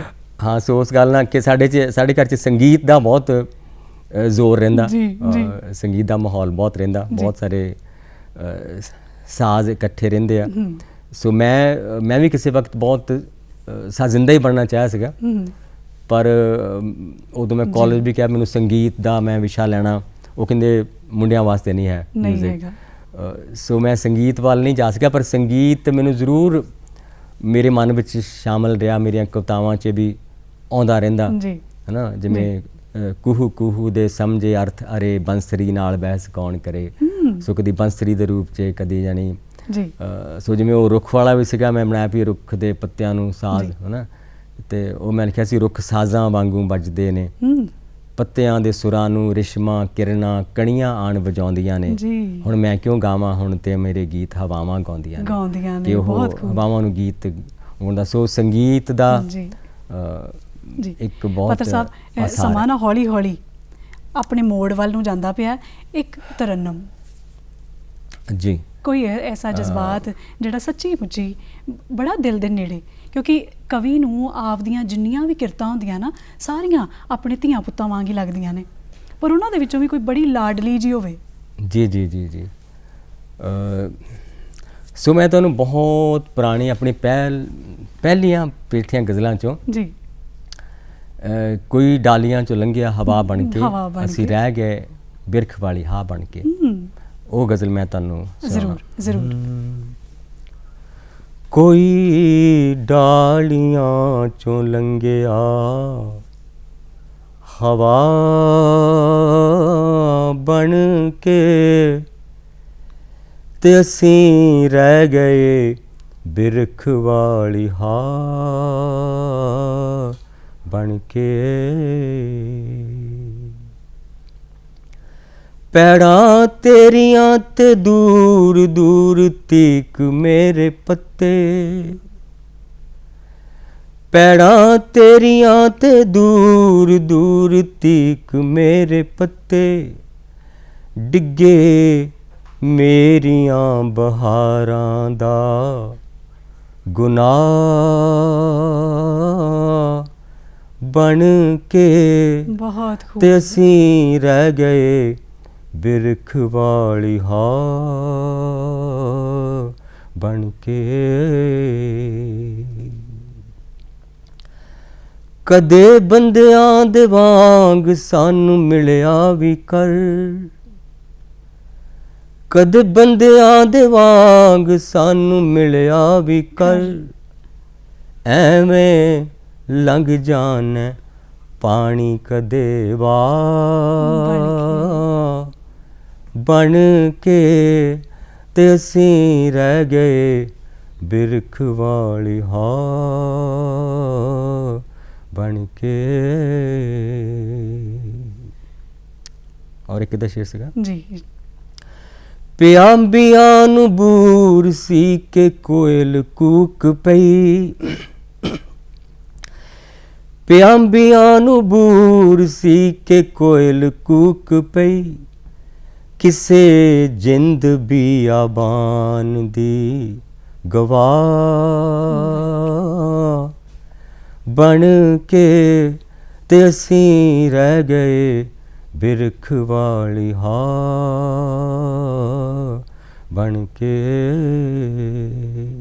ਔਰ ਆਖਰੀ ਸ਼ੇਰ ਨੂੰ ਜੀ ਜੀ ਜ਼ਰੂਰ। ਜਦੋਂ ਮਿਲਿਆ ਸੀ ਹਾਣ ਦਾ ਸੀ ਸਾਂਵਰਾ ਜਿਹਾ, ਜਦੋਂ ਮਿਲਿਆ ਸੀ ਹਾਣ ਦਾ ਸੀ ਸਾਂਵਰਾ ਜਿਹਾ, ਜਦੋਂ ਜੁਦਾ ਹੋਇਆ ਤੁਰ ਗਿਆ ਖੁਦਾ ਬਣ ਕੇ, ਤੇ ਅਸੀਂ ਰਹਿ ਗਏ ਬਿਰਖ ਵਾਲੀ ਹਾਂ ਬਣ ਕੇ। ਮੇਰੇ ਕੋਲ ਨਾ ਹੁਣ ਜਾਂਦਿਆਂ ਲਫ਼ਜ਼ ਨਹੀਂ ਕਿ ਮੈਂ ਹੁਣ ਰੁਖਸਤ ਕਿਵੇਂ ਹੋਣਾ ਹੈ ਇਸ ਪ੍ਰੋਗਰਾਮ 'ਚੋਂ। ਪਾਤਰ ਸਾਹਿਬ, ਆਪਣੇ ਅੱਗੋਂ ਆਉਣ ਵਾਲਿਆਂ ਨੂੰ ਜਿਹੜੇ ਇਸ ਵੇਲੇ ਵੇਖ ਰਹੇ ਹੈ ਸੁਣ ਰਹੇ ਹੈ, ਬੜੇ ਪ੍ਰਸ਼ੰਸਕ ਜਿਨ੍ਹਾਂ ਨੇ ਨਿੱਕੀਆਂ ਕਵਿਤਾਵਾਂ ਤੋਂ ਲੈ ਕੇ ਗਜ਼ਲਾਂ ਨੂੰ ਵੀ ਰੱਜਵਾਂ ਪਿਆਰ ਦਿੱਤਾ, ਬੋਲਾਂ ਨੂੰ ਵੀ ਪਿਆਰ ਦਿੱਤਾ। ਤੁਹਾਨੂੰ ਜਿੱਥੇ ਕਿਤੇ ਮਿਲਦੇ ਵੀ ਨੇ ਤੇ ਉਹਨਾਂ ਨੂੰ ਇਹ ਹੁੰਦਾ ਵੀ ਇੱਕ ਝਲਕ ਜ਼ਰੂਰ ਮਿਲ ਜਾਵੇ, ਉਹਨਾਂ ਨੂੰ ਕੀ ਕਹੋਗੇ? ਤੇ ਨਾਲੇ ਵੀ ਅੱਜ ਦਾ ਆਉਣਾ ਕਿਹੋ ਜਿਹਾ ਲੱਗਿਆ? ਸੋ ਮੈਨੂੰ ਜਿੱਦਾਂ ਤੁਸੀਂ ਕਿਹਾ ਕਿ ਜਿਹੜੇ ਸੁਣਨ ਵਾਲੇ, ਜਾਣਨ ਵਾਲੇ, ਕਵਿਤਾ ਨੂੰ ਪਿਆਰ ਕਰਨ ਵਾਲੇ ਜੀ, ਉਹ ਇੱਦਾਂ ਨੇ, ਮੈਨੂੰ ਲੱਗਦਾ ਹੁੰਦਾ ਕਿ ਜਿਵੇਂ ਕਿ ਸਾਡੇ ਅੱਖਰ ਤਾਂ ਕਾਲੇ ਬੀਜ ਹੈ, ਉਹ ਧਰਤੀ ਆ ਜਿਨ੍ਹਾਂ 'ਚ ਉਹ ਬੀਜ ਖਿੜ ਕੇ ਫੁੱਲ ਬਣ ਜਾਂਦੇ ਆ, ਤੇ ਜੇ ਉਹ ਨਾ ਹੋਣ ਤਾਂ ਇਹ ਬੀਜ ਹੀ ਰਹਿ ਜਾਣ, ਕਾਲੇ ਬੀਜ ਰਹਿ ਜਾਣੇ, ਇਹਨਾਂ 'ਚੋਂ ਸੂਹੇ ਫੁੱਲ ਨਹੀਂ ਖਿੜਨਗੇ। ਸੋ ਉਹਨਾਂ ਨੂੰ ਮੈਂ ਆਪਣਾ ਬਹੁਤ ਦਿਲ ਦਾ ਪਿਆਰ ਅਰਪਿਤ ਕਰਦਾ। ਔਰ ਅੱਜ ਦੀ ਜੋ ਮੁਲਾਕਾਤ ਬਹੁਤ ਚੰਗੀ ਲੱਗੀ। ਹਮੇਸ਼ਾ ਮੈਨੂੰ ਨਵਜੋਤ ਨੂੰ ਸੁਣਨਾ ਚੰਗਾ ਲੱਗਦਾ। ਸੋ ਅੱਜ ਨਵਜੋਤ ਦਾ ਜੋ ਅੰਦਾਜ਼ ਹੈ, ਇੱਕ ਬਹੁਤ ਅਪਣੱਤ ਵਾਲਾ, ਬਹੁਤ ਪਿਆਰ ਵਾਲਾ, ਬਹੁਤ ਬੇਬਾਕੀ ਵਾਲਾ ਅੰਦਾਜ਼ ਬਹੁਤ ਅੱਛਾ ਲੱਗਾ। ਤੋ ਗੱਲਾਂ ਤਾਂ ਬੰਦਿਆਂ ਦੇ ਅੰਦਰ ਹੁੰਦੀਆਂ, ਪਰ ਉਸ ਗੱਲਾਂ ਨੂੰ ਕਢਾ ਕੋਈ ਸਕਦਾ ਹੁੰਦਾ। ਸੋ ਇੱਕ ਉਰਦੂ ਦਾ ਕਿਸੇ ਦਾ ਸ਼ੇਰ ਹੈ ਕਿ कोई सुनता तो हम भी कुछ कहते, मुद्दतें हो गई हैं चुप रहते।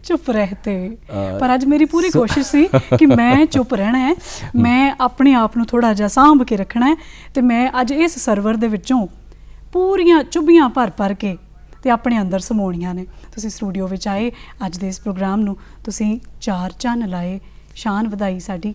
बहुत बहुत ਧੰਨਵਾਦ। बहुत नवजोत, बहुत शुक्रिया, बहुत दूरदर्शन ਦਾ ਦਰਸ਼ਕਾਂ ਦਾ ਵੀ ਬਹੁਤ ਧੰਨਵਾਦ। ਸ਼ੁਕਰੀਆ ਤੇ ਧੰਨਵਾਦ।